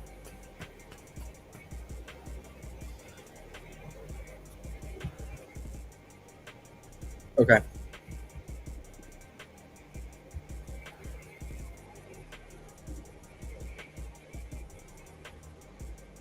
All right, Cash Zachary. There we go.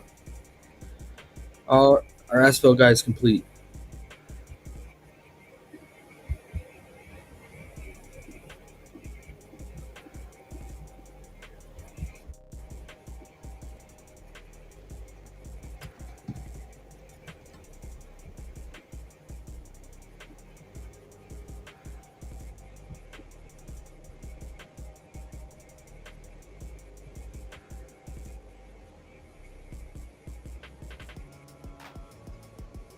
Armel has 15 points in the first half, guys, and his line was 6.5.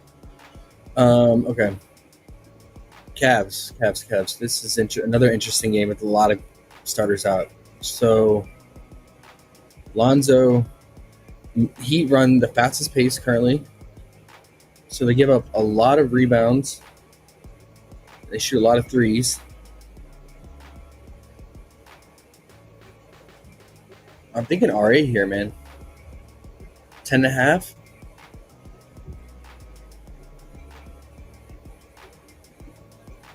I mean, we haven't had a game with both Donovan. We had one game with both Donovan and Garland out. Okay. He had 10 RA, 5 rebounds, 5 assists.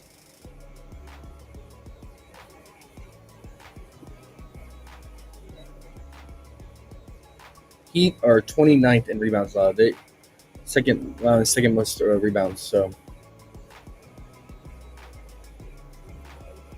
could just go to his rebounds, but I don't like just playing straight up rebounds by himself.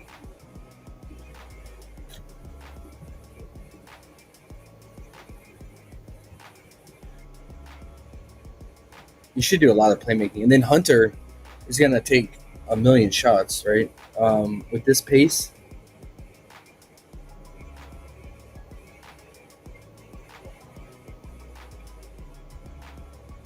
Number one pace, and they allow the most 3-point attempts.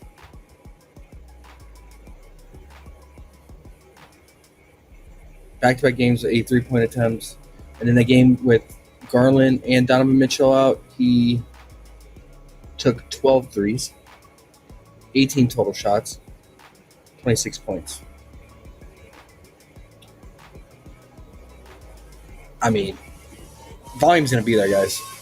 I mean, could he go ice cold? Sure, but he went 8 of 18. Just decent, 44% that game against the Raptors. Should get even more shots up in this matchup at this pace. And no Mobley.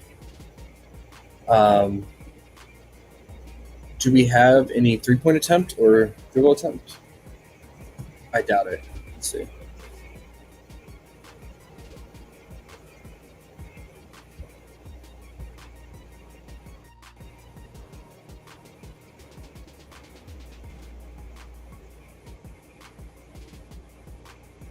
Yeah, see, they're not giving us 3-point attempt. They're only giving us 2-point attempt.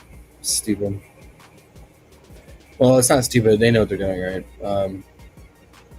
Unless I missed it. I don't see it. Let's check Underdog.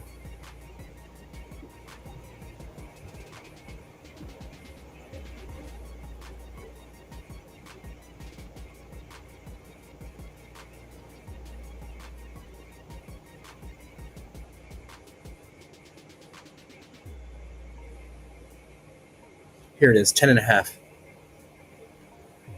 That's crazy. I can't do that.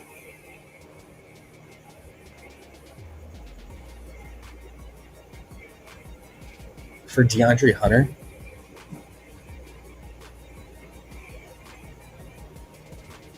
The 19.5 field goal attempted, though, I think that's definitely in play.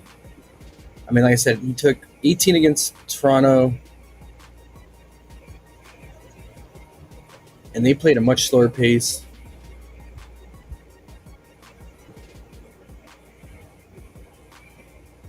Yeah, they're middle of the road in pace, and then now you got the Heat. It's number one. Got 18 shots up. Mobley played in that game though. I know Jared Allen's playing today, but I'd rather have Jared Allen out there than Mobley. Mobley, I feel like more active taking shots. So he got up 19 shots and went, but that was overtime. Played 35 minutes. With all those guys out, he should play 35 plus minutes. 19 field goal attempts with Garland, with Donovan Mitchell playing. I guess Garland left early with an injury though.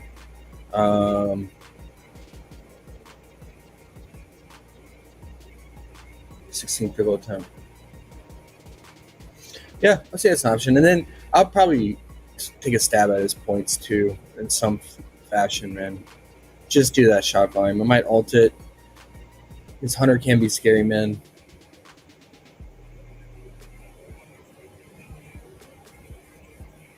Well, the shots definitely should be there. I mean, we saw what he just dropped 23 on him. That went to overtime. And we saw what Khan did to the Heat. Trey Mann, like these guys that are spot up shooters get it done. They're like bottom 9 in spot up shooting. J. Cole says he likes that. Likes what? I don't know. He said this is Hunter's Hunter? year. Yeah. Yeah, I mean, and if you're worried about him not making it, I would his shots and just do the field goal attempt over on Underdog, and then do the points over, whether it's alt or full line on PrizePicks. His free throw made it at 6.5 on Underdog, isn't it? Why? But his free throw attempt is at 6 flat on PrizePicks. What's his actual free throw made on PrizePicks then? 4.5? What the fuck?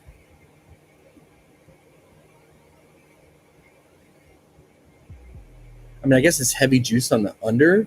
That's a big discrepancy again. 6.5 to 4.5. Thing is, like Miami, pretty good about not fouling, right? What are they?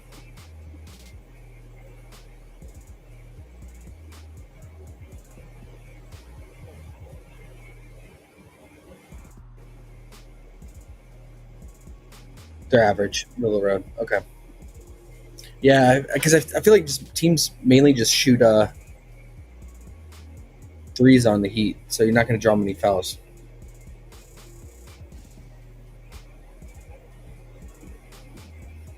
All right. And then, so yeah, we got, I should write this down, right? I have it here. Perfect. Okay. Lonzo Ball, 8.5 RA. DeAndre Hunter, 17.5 points. 19.5. I'll put 19.5 field goal attempt on Underdog. And then Mr. Jared Allen, first half fantasy. In case you're worried about blowout and he's more productive in the first half, is it still 19.5? 20.5 now. It bumped. It was 19.5 last night. That sucks.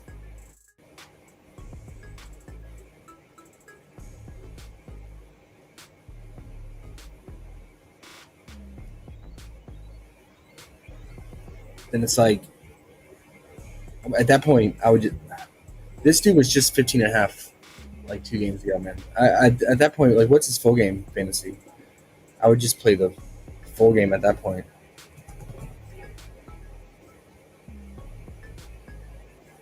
$38, yeah. I mean, that's 2 less, right?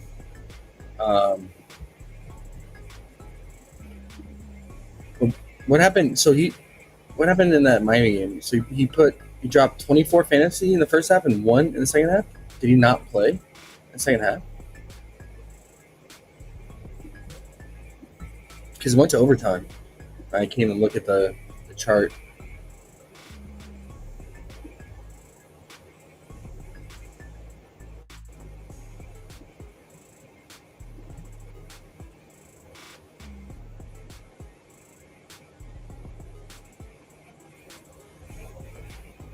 He only played 21 minutes.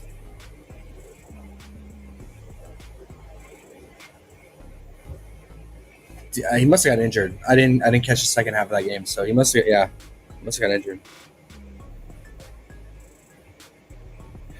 Good old OBSC 0-3 from 3, underrated. That's why he's my go-to under. Come on, OBST. But he sometimes goes off though, so Dinwiddie has 16. He heard us. He heard you. I was like, how's he doing? You were like, he sucks. And I was like, I know he sucks. And then, yeah, I guess it was me too. That game is ugly. It's like Tornke's not doing anything. This is like, that's why I was saying that game is like, there was like no value. It's just like gut feels on how the game flow is going to go.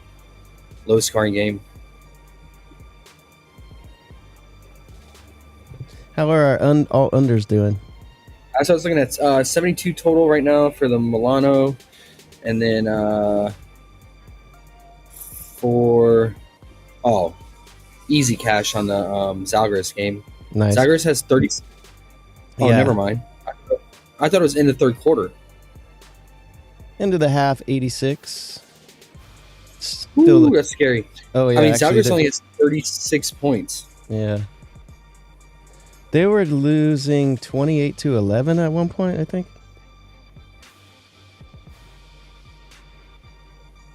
What is it? Strike at 6 at halftime. Francisco 14. Man, yeah, we're gonna need Olympicos to chill. It's fucking like I said. It's Tyler Dorsey, man. What did I have? 172. They're right at it. They just got to slow down a little tiny bit. It should be okay. Yeah, well, that second quarter, they had both teams dropped 22 points. It was a 44 second quarter.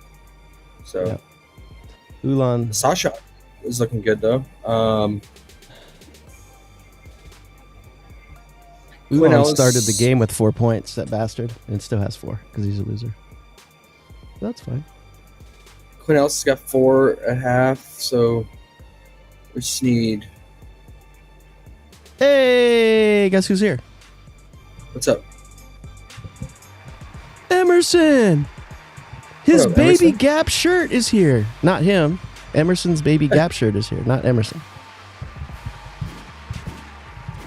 He says, Degen fam.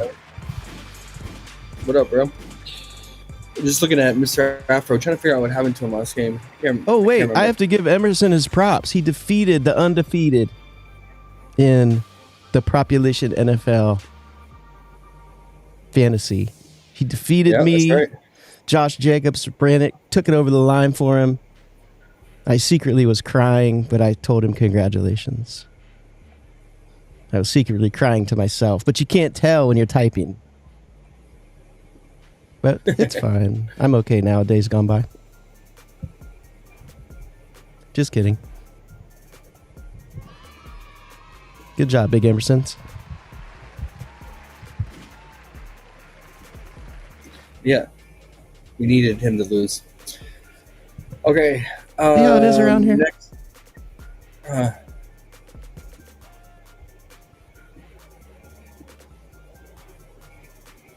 Grizzlies at what? Bro, Big Mike has 0. Big Mike, get with it, bro. You took Big Mike? Oh, I took Big Mike on the play. I just need him to score like 4, basically. Maybe I'll lose. Well, him and OBST are combined, I think, 0 of 8 from 3. Is that good? Is it good? Is the question. Sounds rhetorical, so I will not respond. Emerson's baby Gap shirt says, word Jacobs finally, LOL. Good game, bro. Now for another losing streak. Damn. No, bro, come on. Just make the playoffs. All you got to do is make the playoffs, and you got a shot. There you go. Okay, so recap that game. We got Lonzo Ball. I ulted his RA. 10.5 RAs in play, too, though. DeAndre Hunter ult points, or 22.5 points. Jared Allen for some fantasy bumped from 19 to 20.5, though. Hami's RA fantasy. Or put the PRA too, man. He should be able to score. He did. 3 days ago against them. Ryan Rollins, we had 37 fantasy. Khan. Last night his ult was at 19.5 PR. Now it's at 25.5. feel better at like 23.5, man, to be honest.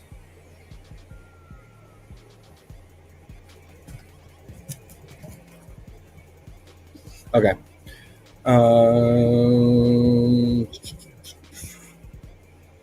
Celtics Grizzlies, both teams on a back-to-back. I don't know if I want anything here, guys. I think they're offering like a random Jaylen Brown taco, which is really sketchy when PrizePicks does that, man. At 20.5 points. It's a good matchup for him.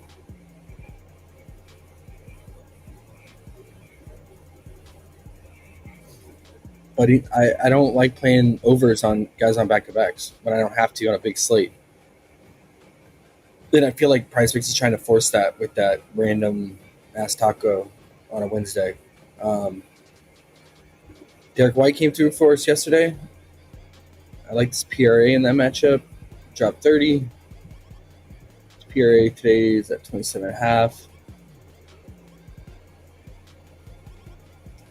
He's still shooting horrible, guys. He's shooting so bad. It's just the shot volume. It's the pure shot volume that's getting him there. 7 of 20. At one point, he was like 1 of 8 from 3 or something crazy like that. 1 of 6, 1 of 7. And then the third quarter, he started make those shots finally started going in. But yeah, it took 20 shots to get there. That's not going to happen every game.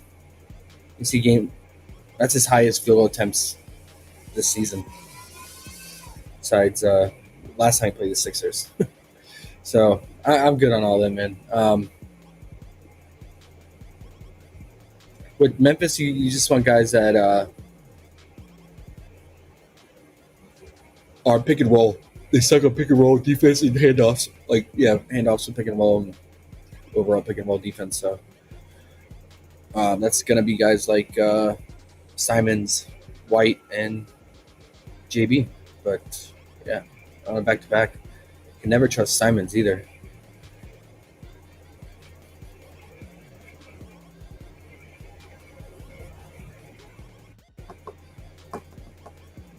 I don't know here.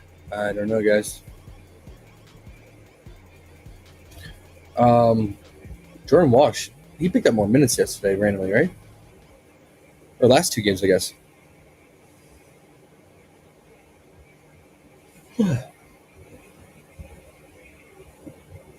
That's interesting. Okay. Ja was a midday downgrade, and yeah, I've been fading Memphis hard. I would say Jock is interesting because Celtics struggle so much on the offensive glass and offensive rebound putbacks. But it looks like that's not how Jock is getting his points. Only 14% of his points are coming from putbacks. It's mainly from pick and roll action, setting screens for Ja. So, I mean, probably going to have to pass. Anytime you get, I like Drummond against the Celtics yesterday. Anytime you get these bigs who are just monsters on offensive glass and get a lot of putbacks, good time to attack the Celtics here. But yeah, pretty low line at 8.5, especially if Ja is out. Last time Ja was out, he dropped 14 against Toronto, but he went 2 of 2 from 3. So I don't know if I can trust Mr. Jock here, man.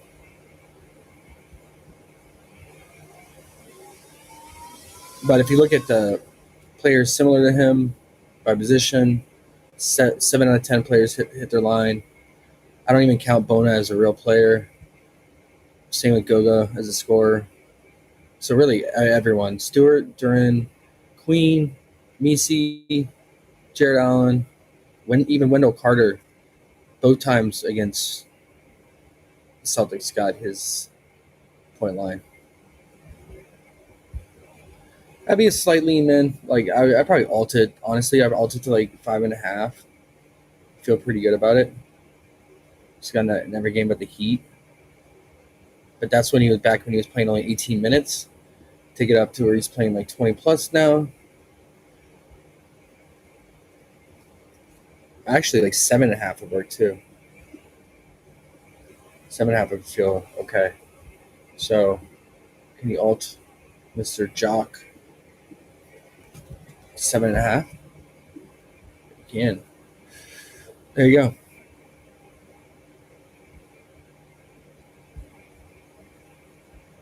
Another thing I look at against the Celtics is offensive rebound lines. They're pretty stingy on these, though. They don't give them, again, in the good matchups. Santi, 1.5. That's too high. It's too high. Because Boston, I'm pretty sure they're top 2 in offensive rebound allowed. Oh, they've fallen now. Oh, wow. They went down. So they're down in like top 5. Heat are number 1. Heat are just bleeding rebounds, especially with Bam out. Then the Wizards and the Hawks, T-Wolves and Bucks.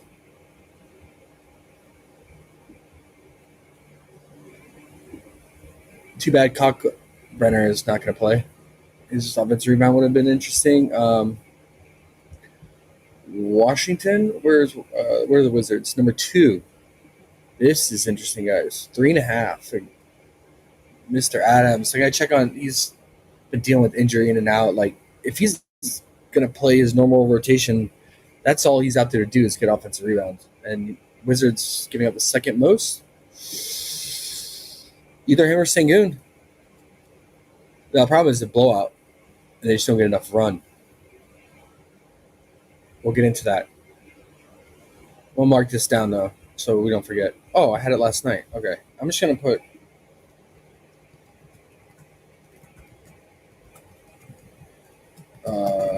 yeah. Rockets offensive rebound props. Okay.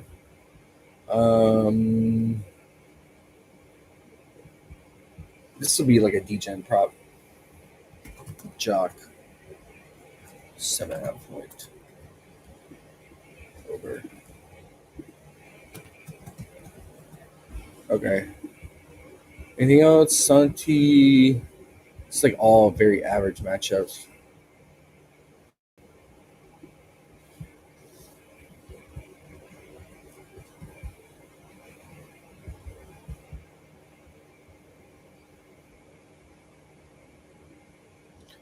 $14.5 feels pretty high for Mr. Cedric, but yeah.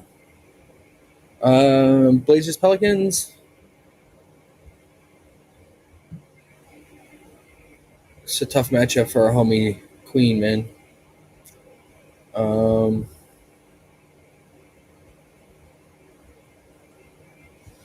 it's good for free throws, good for isolation, good for transition, but near the rim is average.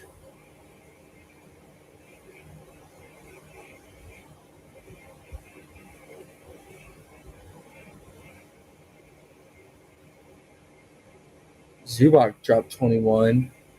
Ayton dropped 29. Nurk even dropped 13. Mr. Queen, man, has been consistent. And now he's playing like mid 20 minutes, even with I thought Misi was back for this game. J. Cole likes Queen. He's growing on me. He says Queen's matchup proof. And the nice thing is he goes against the second unit. So he won't even have to face Donovan Clean. Speaking of Donovan, I always like to attack the Pelicans because they give up top 5 most near the rim points, 28 in putback. So they're bleeding putback points. That's Donovan's main bread and butter. 28% of his points are from putbacks, but gosh, he just scoring's just not there, man. His usage rate 6%, 13, 15, 7%. It's not what you want. It's not what you want. I probably wouldn't mess with him. His rebounding is all over the place. Drew Holiday has been like the main. Drew Holiday and Denny have been the main guys, right? But Denny's lines are crazy now. Pelicans actually been pretty good on spot up shooting defense. They're just getting killed in pick and roll and transition.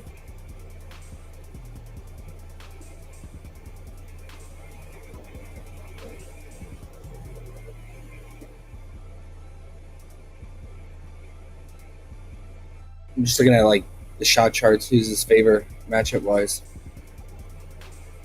I mean, really all of them, but it's like, what's the spread? 8.5 for Blazers.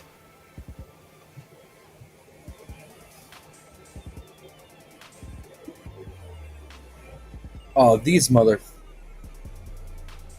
All day, man. All That's day. J. Cole nuking Khan. He loves Khan. He said as soon as we take Donovan, he goes opposite. Donovan? Who? Oh, must be the spider.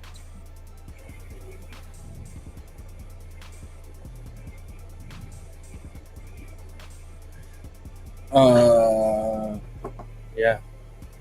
Well, he's out today. Oh, well, there you go. Oh, he's talking about Klingon. Yeah, he does the opposite. Take his under, and Oh, Klingon. he Okay. drops a 3 and gets the offensive rebound putbacks. Oh man, but the Pelicans do bleed rebounds, bro. Most of his rebounds are offensive. Do you have his offensive rebound? Bro?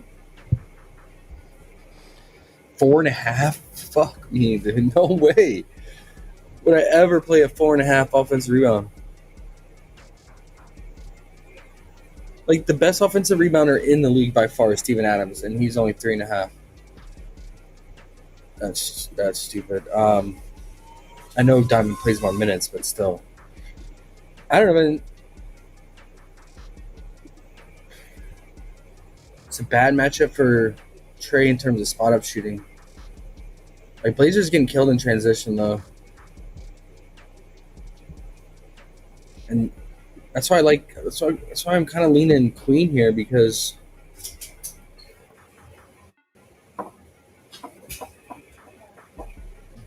Because he's the man. That's why. Because he's the man. his transition. Yeah.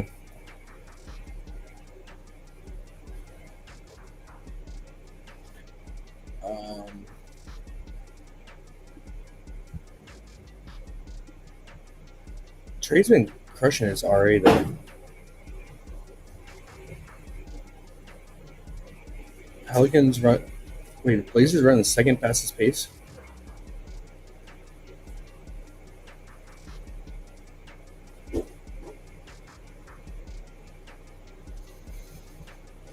Okay, I might have to consider this.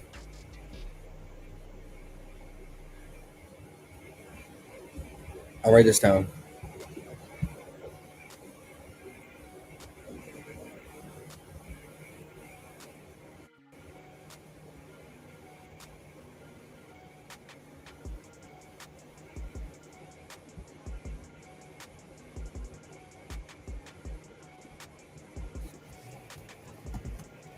These are. I'm just writing notes down. I'm gonna go back and flush these out later.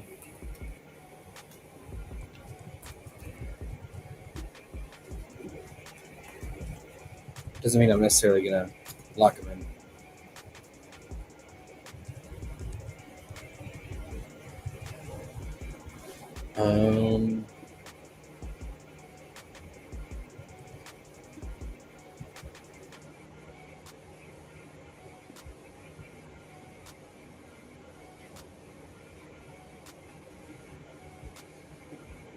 Okay.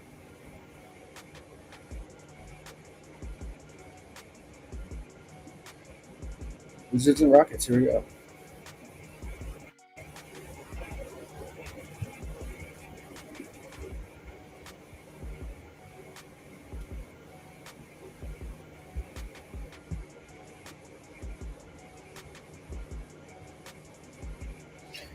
Wizards get killed in transition. That's Eamon's main way of scoring.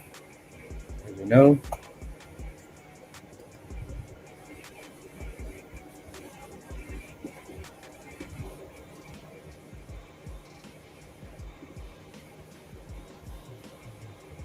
They get killed by centers.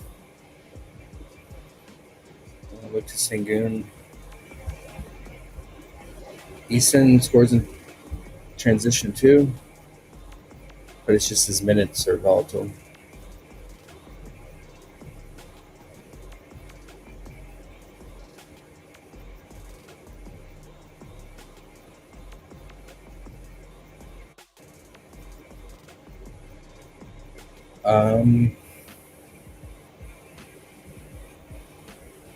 Looks like he's mainly getting minutes when Steven Adams is out.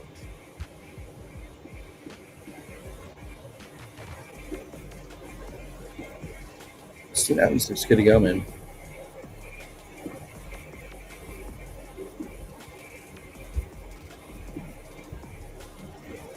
Wizards dead last in rebounds, allowing the most rebounds.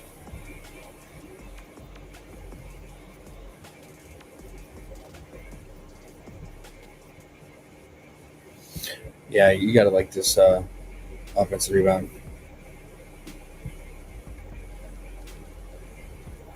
This game against the Bucks, he had 6 rebounds, 5 were offensive, 1 defensive. That's crazy.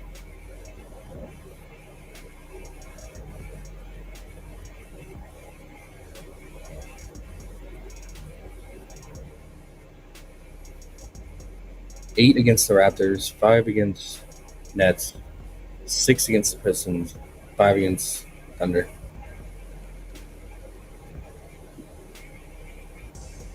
Joseph Acosta says, doubt he plays a lot tonight. Be careful. And J. Cole says 5.5 for Steve? Question mark. 5.5 what? For Steve. Big Steve. Oh, Baby for the Gap. rebound? Yeah. And Baby Gap shirt. Oh, Emerson says, Amen or nothing.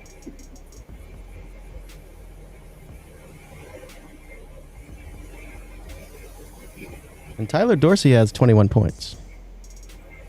That's crazy. Did they slow down in that game? No, not yet. We're almost done with the third quarter. We are at 127. We have 40 seconds left. J. Cole says on UD it's 5.5. Steve's rebounds, I believe. That's weird because he's like 6.5 and 7.5 other places. Oh, Moses right. 10 points. Just needs 1 bucket. Big Moses. Okay. Well,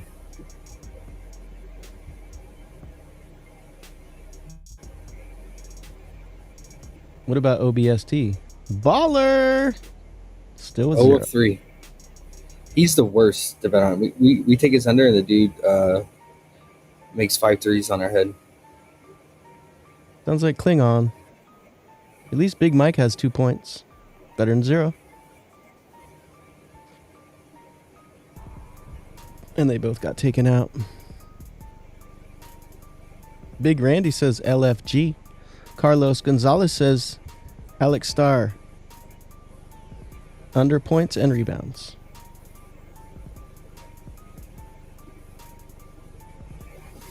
I mean, Rockets always good at spot up shooting. And all the players very similar to him. Porzingis, Chet, Miles Turner. All stayed under.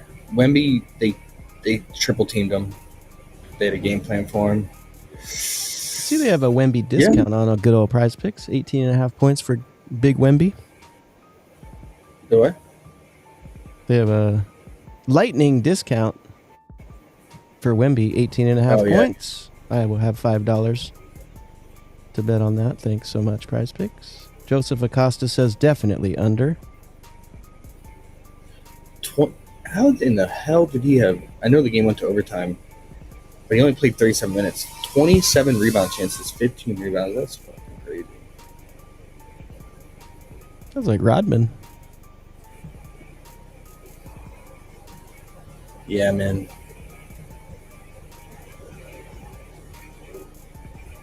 I think it could work. It's just a matter of, like,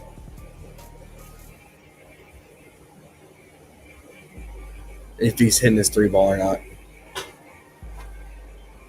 So We're going to need a slow fourth quarter. They're at 129.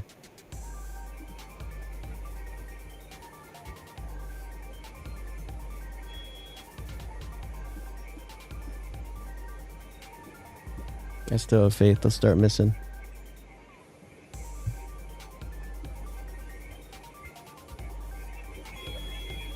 this has got to be like the most points Zalgiris has given up.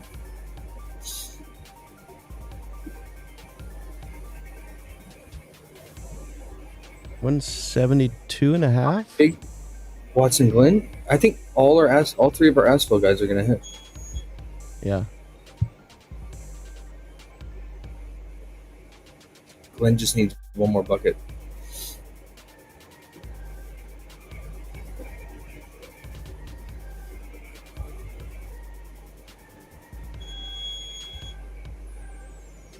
Devin Booker. Yay.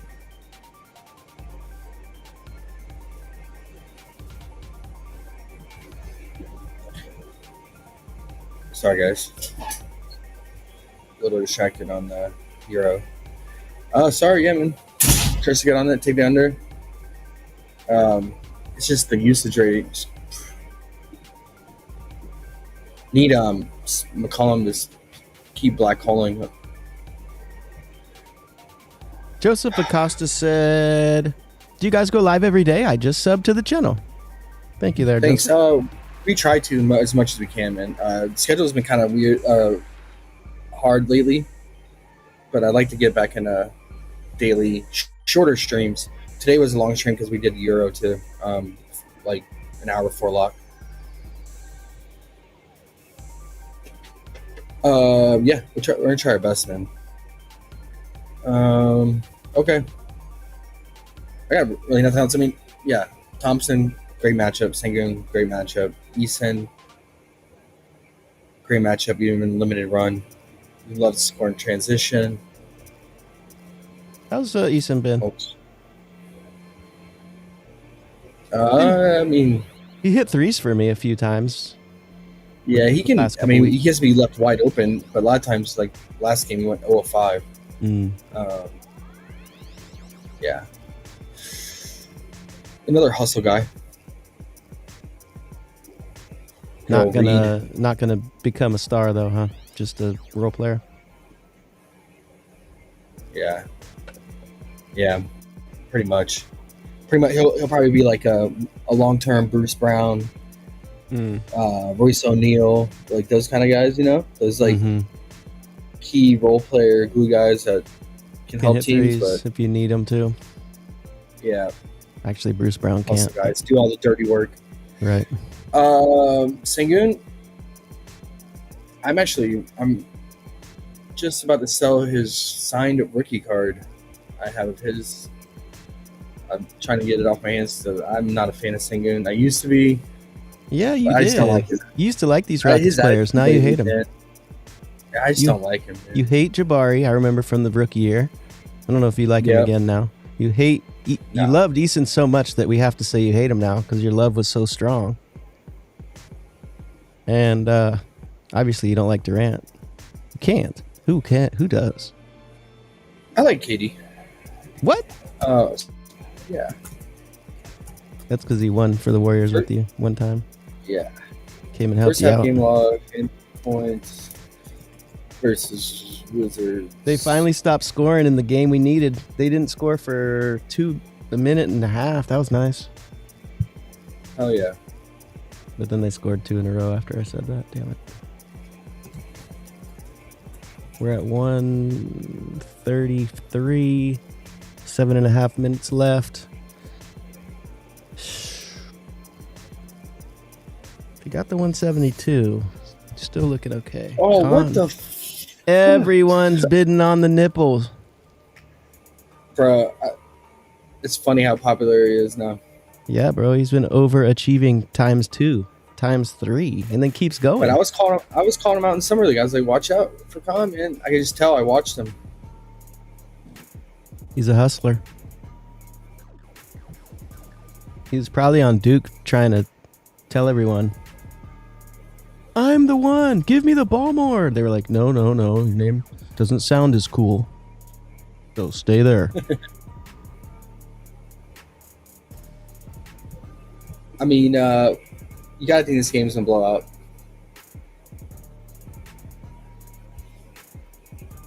Uh-oh, Ulan's in. So, I mean, first half fantasy would be the way, and I would just choose between Sengun and Thompson here. Tyler Dorsey, 24.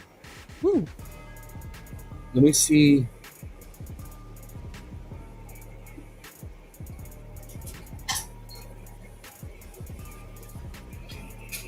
Starfall's here. He said, what sports y'all bet on now? Don't worry, Starfall. He's doing the norm right now. The normal NBA. You missed the Euro. That was the D-Gen part. It says right in the title, Starfall. NBL. Euro. Too bad the timing isn't right. If the timing was more right, we'd be able to do NBL and Euro more.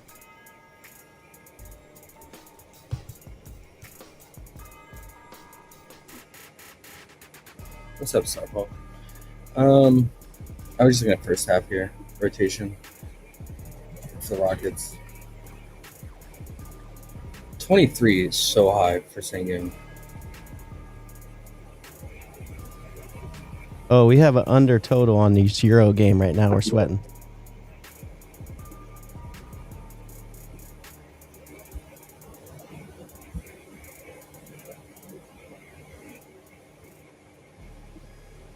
He probably thinks we're crazy.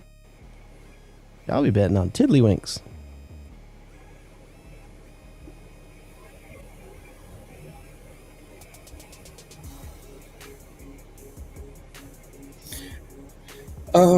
Yeah, 23, man. It's like normally like I see them all the way down to 17 and a half, 18 and a half. You're paying the Wizards tax here. Let's see what Another thing is like, just looking at his first half, he maxes out at about 19, usually about 17, 18. But Eamon's playing big minutes in the first half. He's playing some games playing 21.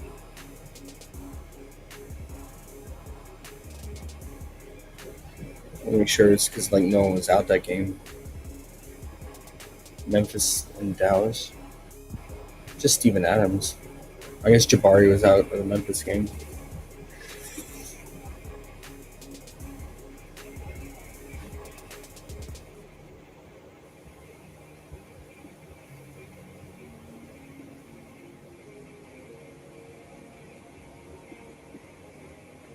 I mean, Wizards are giving them most fantasy to point guard and center, so you can't go wrong with either one of them. But on paper, Amen, all his scoring is in transition, free throws, pick and roll. Wizards struggle with that.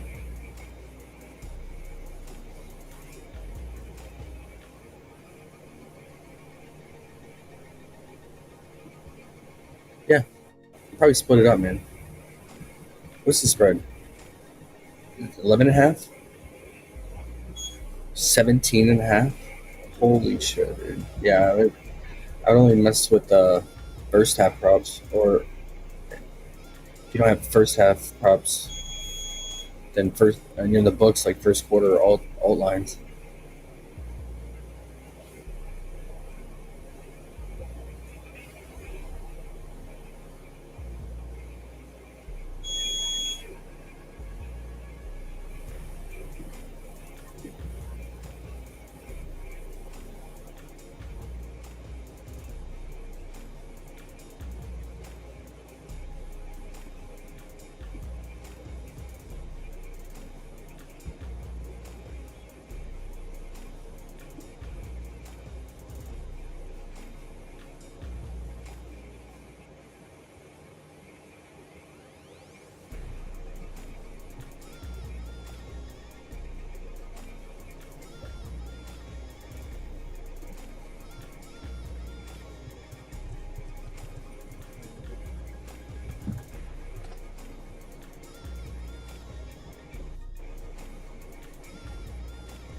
All right, I was just looking who's playing cleanup crew for the Rockets because I haven't been tracking them that much.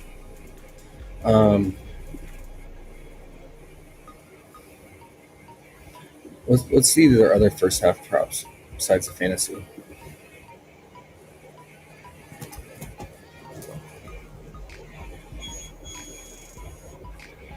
11.5 is so high, bro.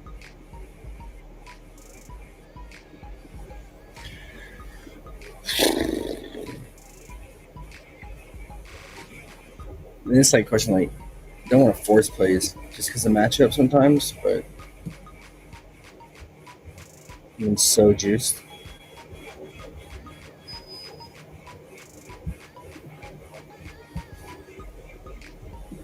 Just want to peep the first quarter.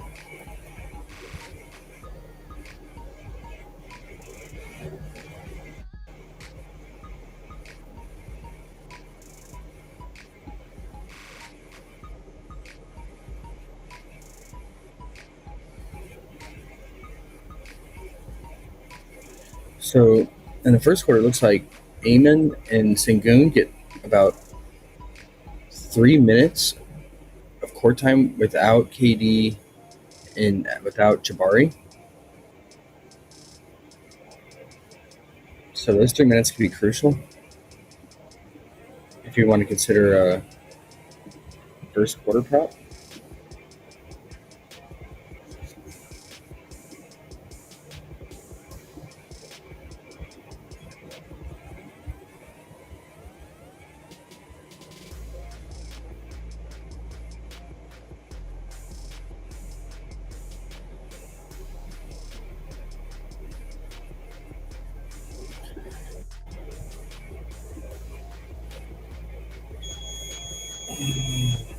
I don't know, guys.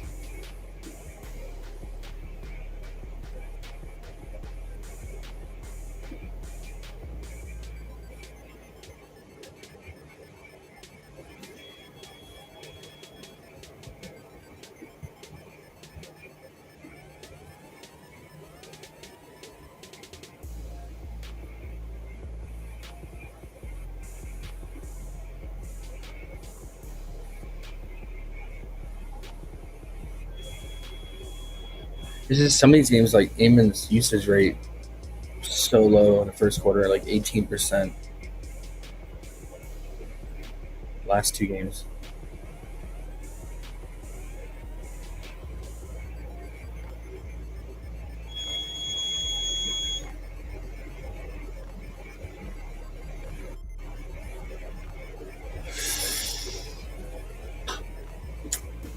I don't know.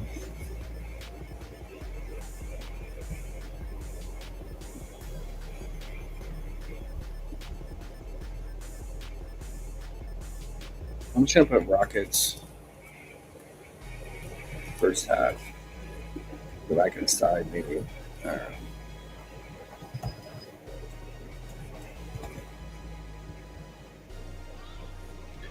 I should take Vooch off here.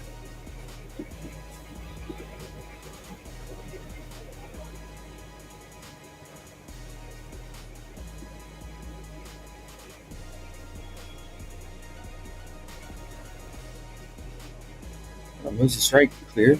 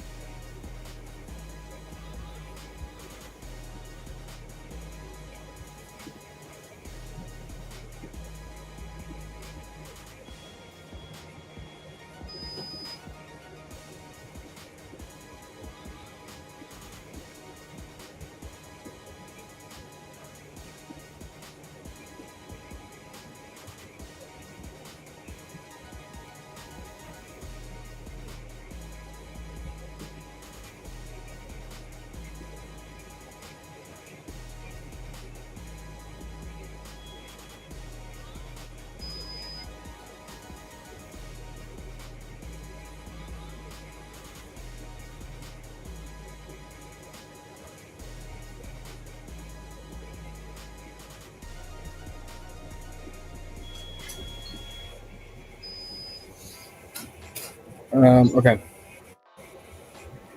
the last time Draymond faced Wemby, they only faced him one time last year. And Draymond could not keep his hands to himself and had 6 fouls and fouled out.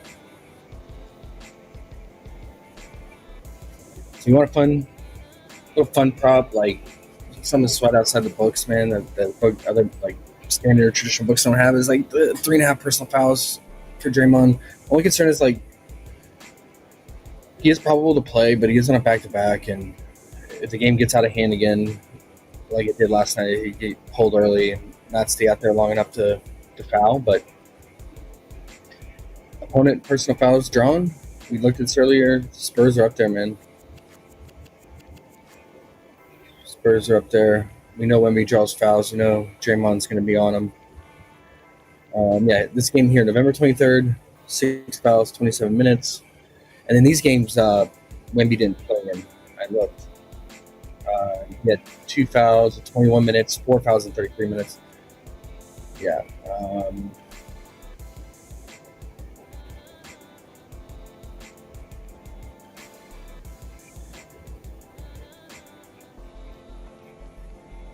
And since the Warriors don't really have any rim protection whatsoever, I don't see Wemby just chilling on the outside shooting threes. I see him working inside more.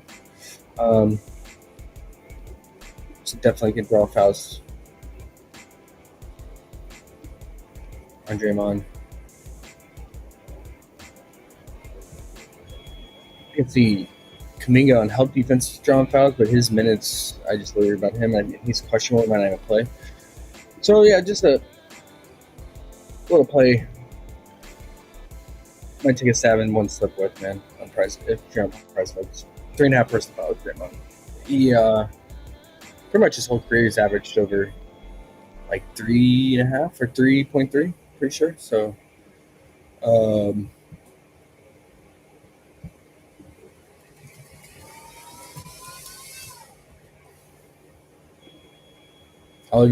look into see who the officials are too for the game. He had 4 fouls last night in 22 minutes against OKC.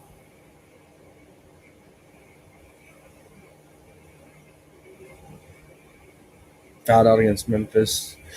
He's averaging 3.4. So 3.5 is the appropriate line.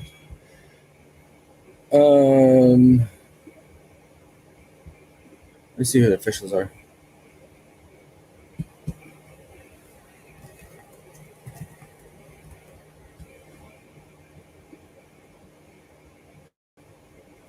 Scott Foster, perfect. Him and Draymond do not have good history. Oh God, you know what? He could actually get fucking ejected. I don't know how many times Scott Foster has ejected Draymond. Well, shit. Don't get ejected. Like you can foul Draymond, but just don't get fucking ejected, bro. Underrated. How's that under total go again? Oh man, I haven't looked in a second. Oh, I'm scared to push the tab. Okay. 2:39 to go, and they're at 1. Oh God. Oh no. Cash Devin. Cash what? Brooks? Devin Booker. Oh, I Devin can't believe Booker? Devin Booker got his point. Oh wow. Dead. Okay. We're hoping for some. Oh, we should be okay. 2 minutes left, and they're at 162. They need 10 points, 11 points for our builder play there. Okay. I mean, should be okay. Unless they hit 3 threes. Sasha under came through, like I said, but yeah, he's not. You know what though, bro? UFC is soon, and gosh darn it, that's a fun one. I love it. We gotta break that card down. Have you seen how big Islam looks? No, I haven't seen any photos yet. Ooh, I seen a few little things of him working out or training. Holy moly! You can tell how much bigger he is. It's crazy. I might have to go all in on Islam and say fuck it, just for fun. I know it's scary. But sometimes I just get these feelings, and it just makes it fun to bet extra and just ride with somebody. No, I'm with you. I would never bet against him ever again. I think It's we just, got it. We got it main in the event- bag, bro. I didn't mean to cut you. We got it in the bag. 57 seconds left, and they still need 8 points, so we're good. Hell yeah. Cash it. Main events have just been cursed lately, man. Like, they've been so fucked. Like, Yeah.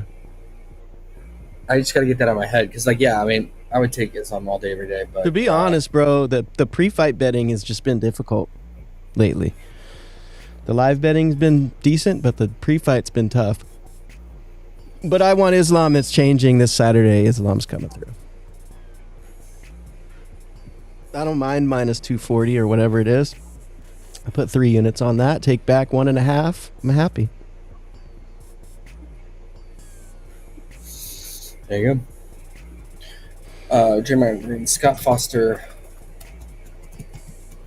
He's Is always he the your guy. official or is he just one of the referees? We need to find out the No, it's umps Draymond's, for- dude. Oh, He's a Draymond's. crew chief. Perfect. What? Oh, yeah. No. I was just thinking about umps for MPB next year. That was crucial. Yeah.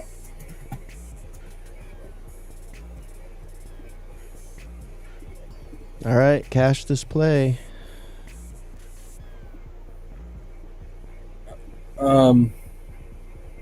Sun Mavs, I have not looked into this one. Oh, finish the Warriors Spurs. My Warriors are just down bad. Their defense is fucking horrible. They're old and they can't, and since they're so old, like they don't travel well and they're getting their shit packed in on the road because they're just old men traveling on the road and they're on a back-to-back on the road. They're playing Their against. road record is They're playing against all this energy, all these mid-20s guys running around, laughing. yep. Look at all these gray hairs falling off these guys as we hit threes on them. Yep. They are 1-6 on the road, guys. The Warriors, 1-6, Jimmy Butler even. and yet, Try hard Butler's getting old. yeah, oh yeah, and yet the bookies are still giving Steph respect with the 3-point spread. Do we get to go under? Under what? I don't know. Anything on Steph? Or I'm is not it gonna scary? fuck with Steph. Okay. Even though I mean he's not doing much lately, he can wake up anytime. I don't know, man. They're playing so bad right now, and there's a bunch of like gossip and shit going around. Like they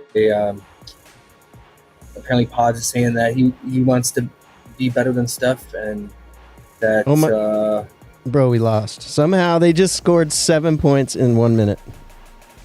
how? I don't know.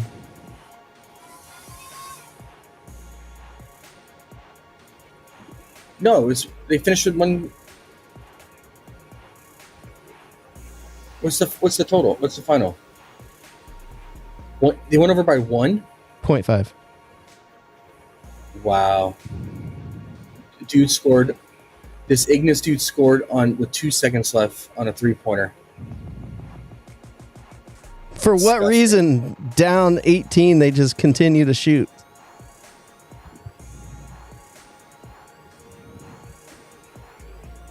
Cursed. That's disgusting, man. That was Here's so right quiet. nasty. Holy shit, that was nasty. Oh my gosh. That's the most points Zalgiris has given up all season. That was the most points I've seen in the last minute of a game when it's by 20. They usually just say, oh, it's over. Let's just walk down the court at 20 seconds. But no. This dude chucks a 3 with 2 seconds left. For what reason? For what reason? That was stupid. Amazing.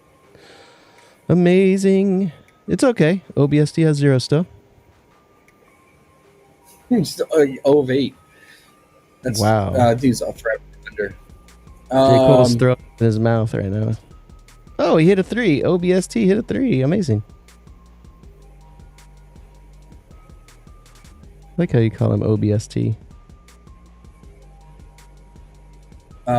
Yeah, I got nothing on that Warriors. I'm staying away from that Warriors Spurs game. Besides maybe the Draymond foul and the slip. but they are getting cooked on the perimeter, guys. So your perimeter shooters, man. Vassell could have himself a game, but his usage is down bad with Fox back. Wemby, if he's making his outside shots.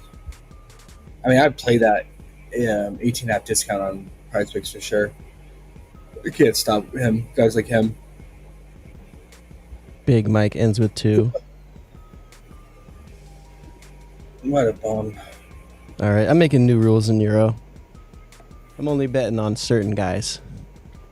Certain guys, no matter if these weirdo guys are in certain spots, even though if they're in good spots, sometimes they're just trash. It doesn't even matter. Yeah, I agree.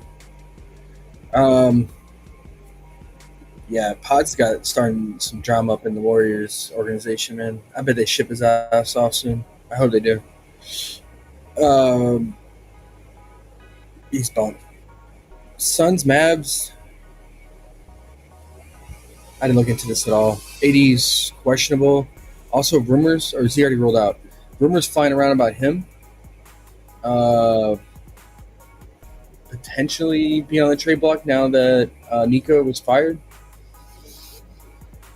Let's catch up on the news real quick, and we're almost done, guys. Long stream, but we're almost done. Mavs owner is requesting medical data to ensure AD isn't at risk of aggravating. It's rolled out. I think he wants that medical data so he can determine the value of his trade. Bradley Beal undergoes season-ending hip surgery. Old men. Okay. AD's out, so what do we like here, guys? Suns are such a boring team to watch, and every time I get home from work, it's like the game that's on every night, the late night hammer. Finally tonight, they're not on the late night hammer because they're on the road, but they are so fucking boring to watch.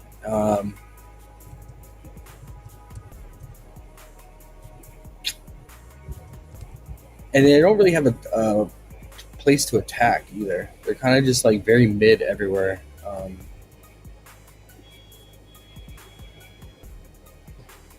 Mark Williams is traditionally a horrible defender. Nick Richards, when he comes in, he's a horrible defender. You want to take a stab at Gafford, but he's been dealing with some injury as well, right? He's not 100%. Oh, he's upgraded to questionable.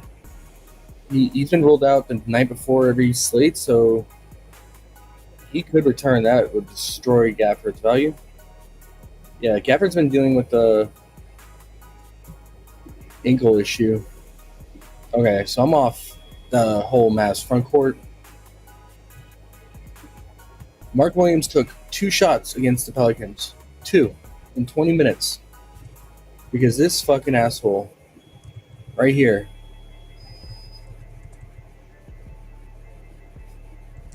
dropped 42 points. What did he hit? 10 threes? 11 threes? 10 threes. 17 shots he took. Dude, oh my gosh, man. So stupid.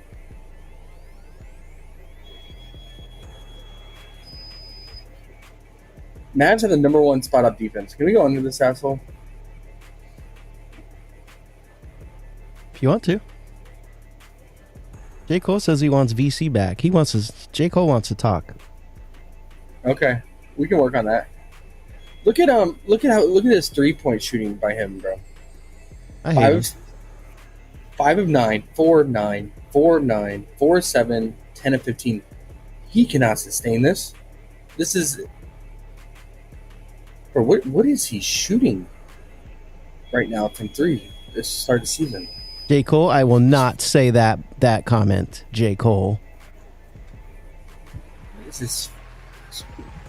We might have to time J. Cole out for that mean comment he just said. Oh, shit. Then he said, just kidding. I don't know if just kidding works around here, J. Cole. Once you say something, it's in stone, buddy. Yo, Armani Brooks dropped 23 points. Damn, he balled. That was easy one, man. Big Mike and OBST put a whooping on me today. Yeah, bro, I said those were the leans. I said you should have got the main plays. Oh, I got those too. I just said they took me down. I had OBST last night. It wasn't today. I heard you say he was in a good spot, and I was like, oh, I already had him in. I just put him in because I was like, there's no way he can score less than 4. The dude scores 3. What an ugly game. That was an ugly game. Disgusting. Both of those games, actually. Dinwiddie had 17 in the other game. Dude, Quinn Ellis has 9 assists. Dude's just diamond out here. Yeah. He's gonna hug his points though.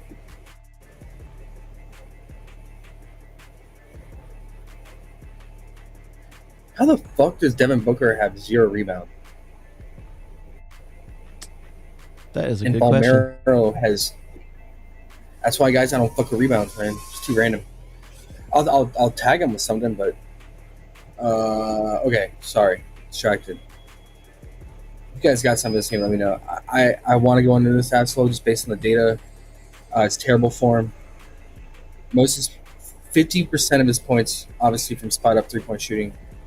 Mavs are number 1 to start the season, but we're only 12, 13 games deep, man. Like,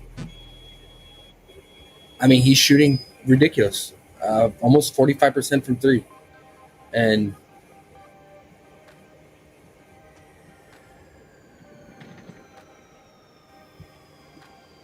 fuck, man.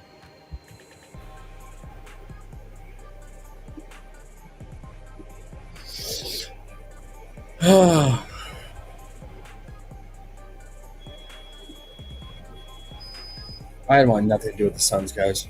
Unless you got some, man. I got nothing, man. Really, in either of these teams. I mean, PJ, you know what you're gonna get from him.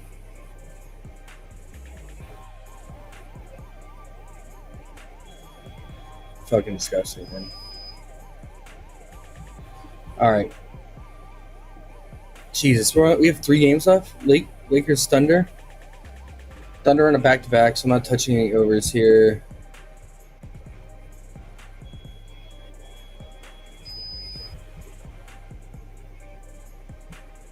Oh, what I am going to do, because this motherfucker got lucky and burned me by 0.5 last night. Wait, is everyone in for Thunder today? Or are they resting anyone on a back-to-back? Oh, 8.5? Sign me up, bro. Sign me up. Took his under 7.5 yesterday. Barely went over because he hit a 3. Finished 8. SGA and Chet dominate the first half, man, usage. So, really, what AJ gets most of his points are in the second half. Whether it's a blowout and he's playing cleanup with SGA chilling on the bench, because SGA goes to the bench at the end of the third quarter and to start the fourth, and AJ will stay out there, and if they have a big lead, SGA will never come back, and AJ will just run the show. So yeah, man, 8.5. Take my chances, guys. Big Emerson says the Suns are on his DMP list for the year. Yeah, fuck them. Him and the Clippers, right? Okay. That's just my little personal play, man. I'm gonna follow it. Go on that road, me. Dort's out, right? So Luka is free. He's not in the Dort chamber. I'm sure he's happy about that. But okay, he still makes life hard out there, man. You guys mess with Luka at all?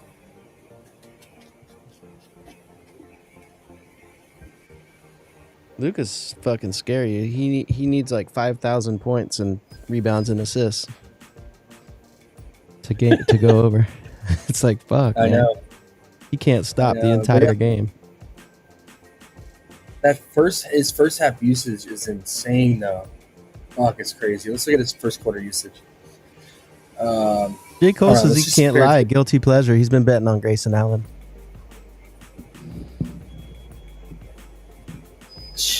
The people around us, Shut Josh. up. The people around us. I don't know, I know. sometimes. Betting on Grayson Allen. A sin. Unless it's an under. It doesn't show me the usage. It's okay, J. Cole. I just bet the on quarter. OBST last night, and look where it got me.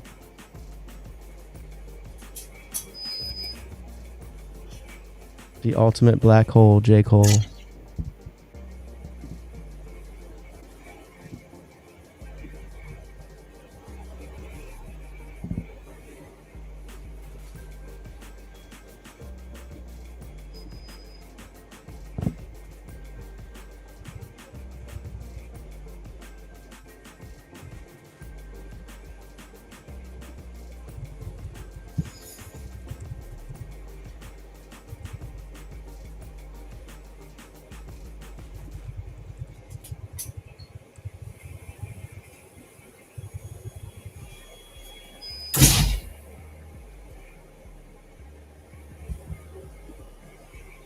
Well, all our Milano guys got there except Quinn Ellis because he shot 1 of 5 from 2. He hooked. Quinn, all we But- needed was 7 points, 9 points, but I know. No, 7.5 was his original line. But Yeah. Devin Booker got his points, and Armani obviously crushed his. Armani went off. I was on the fence about Quinn Ellis. And I was like, yeah, I don't know, this dude. Emerson's baby obviously- Gap says Luka 10 points first quarter prize picks. First quarter, what? 10 points. 10? J. Cole says, my Oh. guy, you there? I don't know what J. Cole's trying to say. J. Cole, we're here, bro. Are you here, J. Cole? Thing is like, some games he plays the entire first, some games he only plays 10 minutes. I don't know why. I guess the games he was playing 12 minutes, okay, AR-15 was out. Okay, that's it. But then when AR-15 plays, he only plays 10 minutes in the first quarter. Okay. See if Quinn can clutch up in the last 20 seconds. Big Quinn. He wants to be like Big Theo yesterday.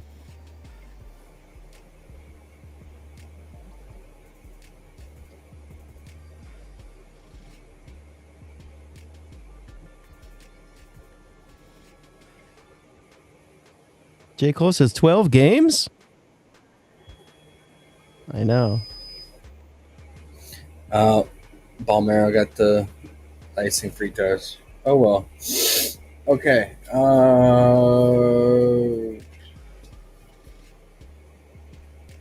Yeah, I mean, no door definitely helps, right? But you still got Case and Wallace. You still got SGA. Very solid perimeter defenders. But I mean, Dort was always Luka's kryptonite. So I think,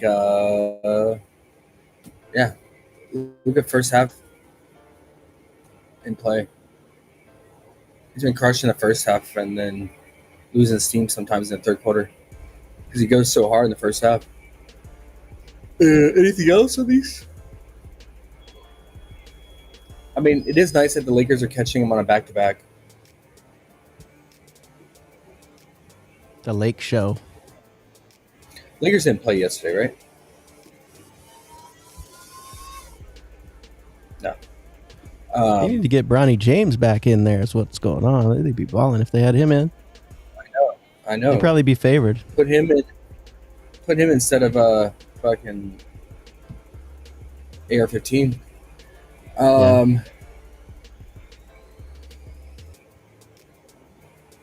And then I got nothing else really. Because I'm not going to play the Thunder. Yeah, I mean, they didn't have to travel on the back-to-back. They stayed at home, but again, 12-game slate. Why take overs on guys on back-to-backs? Kings and Hawks. We just watched Sabonis be a dumbass last night. 3 early fouls. Josh, Checks out 5 minutes left. I got about 10 minutes. Just so you know. I'm almost done. This is it. I figured you were. He kept grabbing his ribs too. Emerson says so he SGA alt points. Sorry. SGA alt points? Okay. Oh, and then he said, ha ha ha. You said Bronny. Sorry. Yeah, I did. Bronny's the man. He's really good. He is. Has nothing to do with his name, why he's in the league at all. SGA alt points. Yeah, good call on the slate. Never mind. NM? Does that mean never mind? I don't know. I mean, this is a really good spot for Sabonis. He didn't play many minutes last night because he fouled out, and he was in foul trouble the entire game. So he played 26 minutes. So, and then they're not traveling; they're staying at home on the back-to-back. Only thing is he was visibly grabbing his ribs, so he's dealing with that. His RA, I noticed, has been getting destroyed by Westbrook. Normally Sabonis is RA monster, but like Westbrook was just eating up all the rebounds and assists. Now it's going to fluctuate game to game, obviously. But it's a good spot for my paper too. Pick and roll man, Hawks bottom 3, putbacks bottom 4, which makes sense because the Hawks give up, or the top 3 give up most offensive rebounds.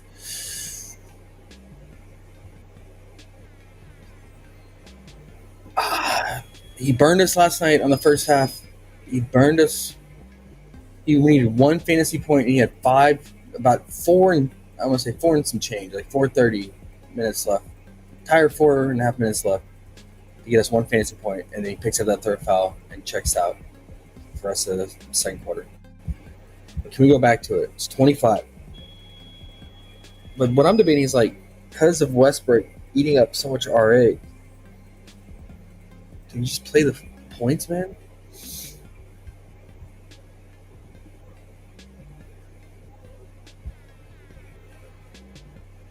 Nine? Can he get us 10, guys?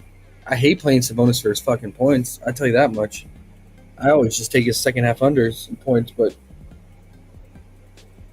J. Cole says Sack is the printing press. He likes Sack. Cream crust? I guess. So fast, so bad. You have to decipher. I don't know what J. Cole is talking about. What do you guys think? That's a lot of green. Points? I know what Randy would do. But it's just on paper, it's such a good matchup, man. Like, look at all the centers that hit their Hurdle, Turtle, Wendell, Claxton crushed it. Even Hardenstein went crazy, 14. Hurdle got it both times. Both times Hurdle got it.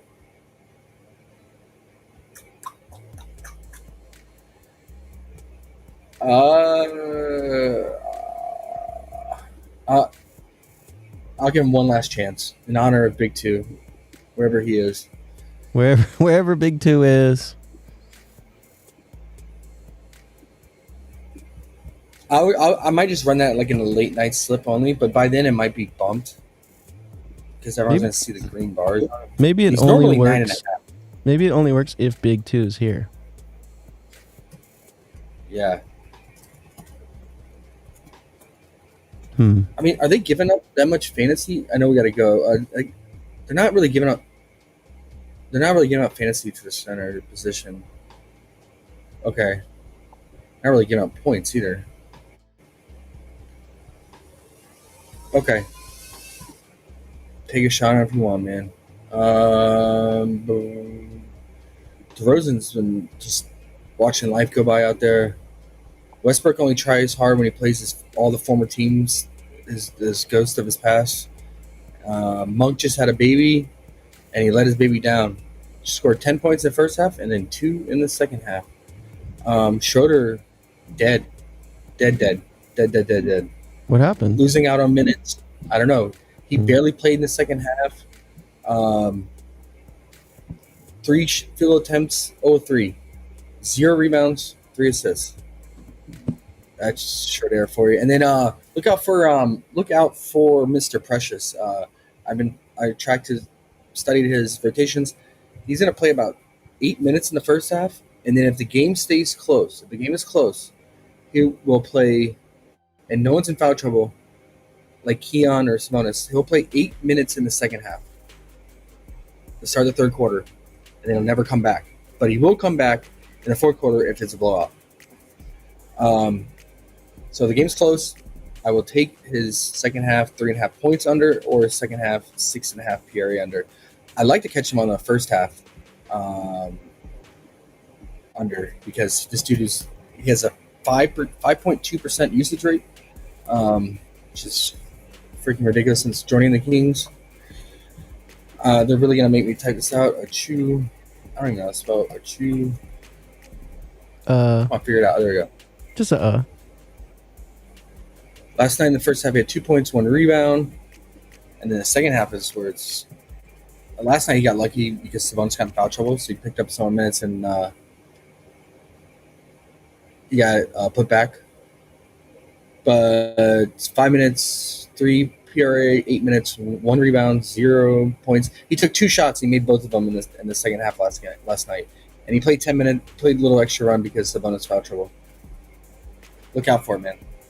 Could be a gem. It could be like a Batum unders going forward. yes For live betting. Yes. And speaking Emerson- of Batum, he's tonight. Emerson There you said go, you're look out killing for him. He's rolling on the floor laughing because you said Monk let his baby down.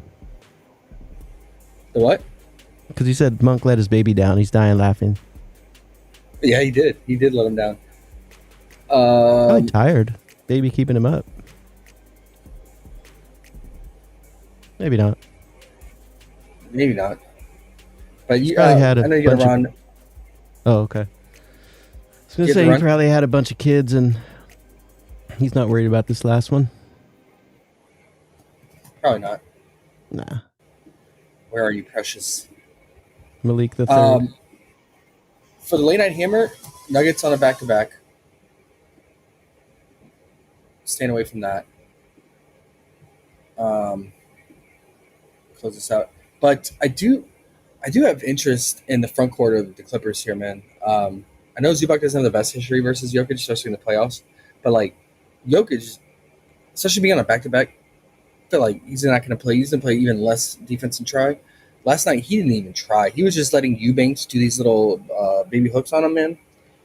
Eubanks, even fucking Drew Eubanks off the bench dropped almost 20 points on Jokic. And Sabonis, in limited time, almost dropped 20 points in just 26 minutes on Sabonis. Or on Jokic. Yeah. Sabonis had 19 in just 26 minutes. And Eubanks had 19 in just 22 minutes. Like, Jokic is historically bad, known to be bad at defense and get abused by centers. And especially when he's just focusing on offense and scoring, which he was last night. And now he's on a back-to-back. I think the front court should be if they get involved and it's just not hard in shooting free throws and threes, like Zubac should get there, man. For his points. Might alter down 16.5 is pretty high for him, but yeah. Still no Kawhi. There you go. Collins, you can't trust his minutes. I mean, he's just all over the place. But yeah, he'll probably have AG on him too. So I think Zubac probably the way to go. All right, underrated. Good luck, guys. Sorry for the long stream. We did the Euro really held things back, but most of the main core plays hit, so it was a good day, and just a bad beat on the totals. Oh, that was the worst. That was a crazy one. That was crazy. I already had cashed it in my mind. That dude hit a 3 down 20 with 2 seconds left, bro. But 2 seconds. That's stupid. That's Stupid, insane. stupid. All right. Well, we'll remember that. I'll find him. Oh, yeah. All right, guys. Deuces, good luck. Underrated. Catch you on the flip side. All right, bro. Have a good one. Oh, wait. Oh, shit. I almost hit the button. I thought I did hit the button. We're still here. Oh. I try to see if there's like any Aussie value.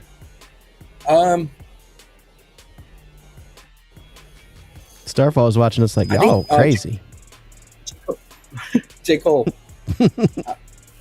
Is it rainbow season or not? If J. Cole gives a thumbs up says yes, then I think Humphreys is a go for the over 14.5 points because Will Magne, they have him on the board, but he's not playing. He's out. So that front court is going to be wide open like Emerson. Don't even go. Depps, Come on. I stopped you from whatever you were about to say. I knew it was something was coming. You started with the rainbow and then just come on, bro. Come on, bro. Right. We're trying to stay on YouTube.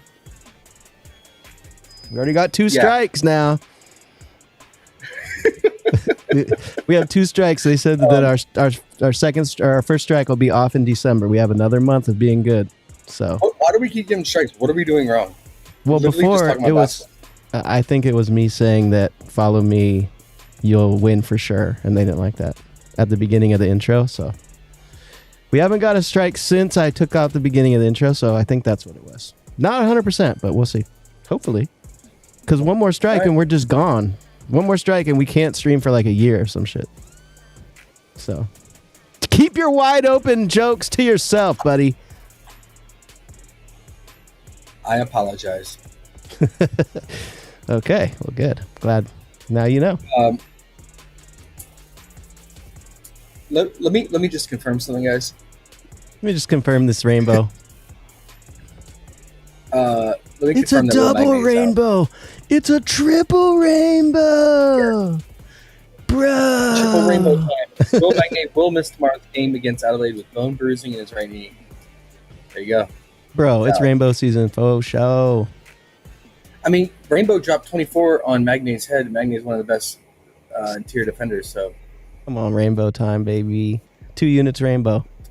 Mark it down. 14.5 is pretty low for him. He's been all the way up to like 16.5. I'm going right to Bovada right now.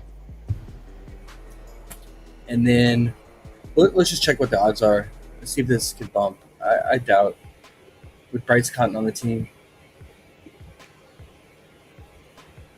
Ayo says, let me confirm. I don't know what I he's can't. confirming. Fucking Bet365 is blocking me out right now. But anyway, maybe it's on Bovada. Ayo says we're Degens united as one, and gosh darn it, that's true. Yes, sir. Let me try to find it here. Shit, they don't have NBL up yet? Why? It's weird. I don't like anything on Tasmania, so I might just play the rainbow with other stuff on this Yeah, slate today. rainbow all day. I'll have to look at Tasmania. I mean, all the lines are pretty high. Like, that's really high for Josh Bannon, YMCA bum. Bryce Hamilton, he's a baller. 21.5. You never know what Dabble's going to give you too.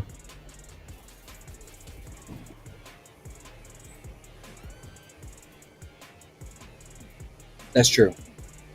That's true. Yeah, look out for Dabble.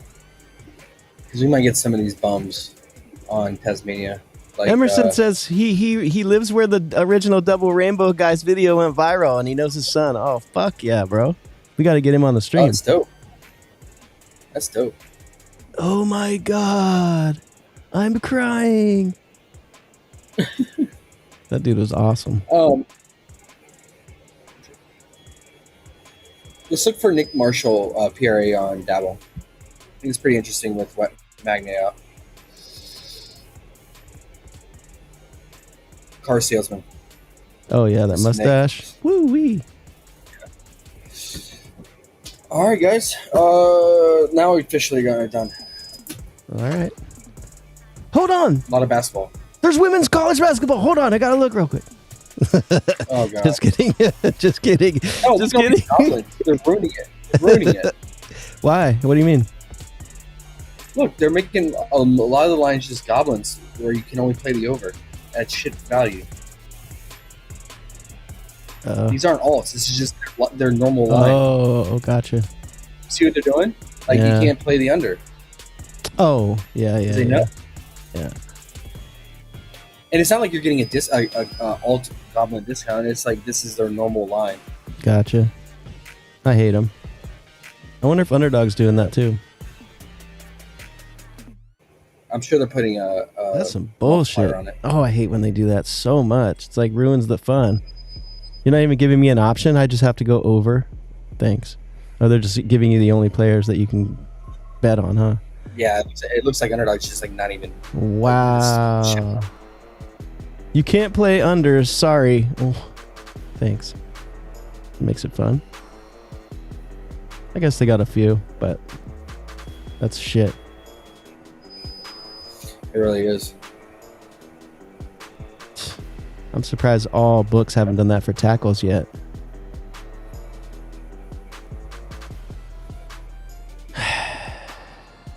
Well, Trash. I might fuck with Hannah though. I bet you will. All right, man. We out of this, man. Later, All right, guys. later. Peace. I keep thinking it's going to go and it doesn't. Okay, I got it. Bye.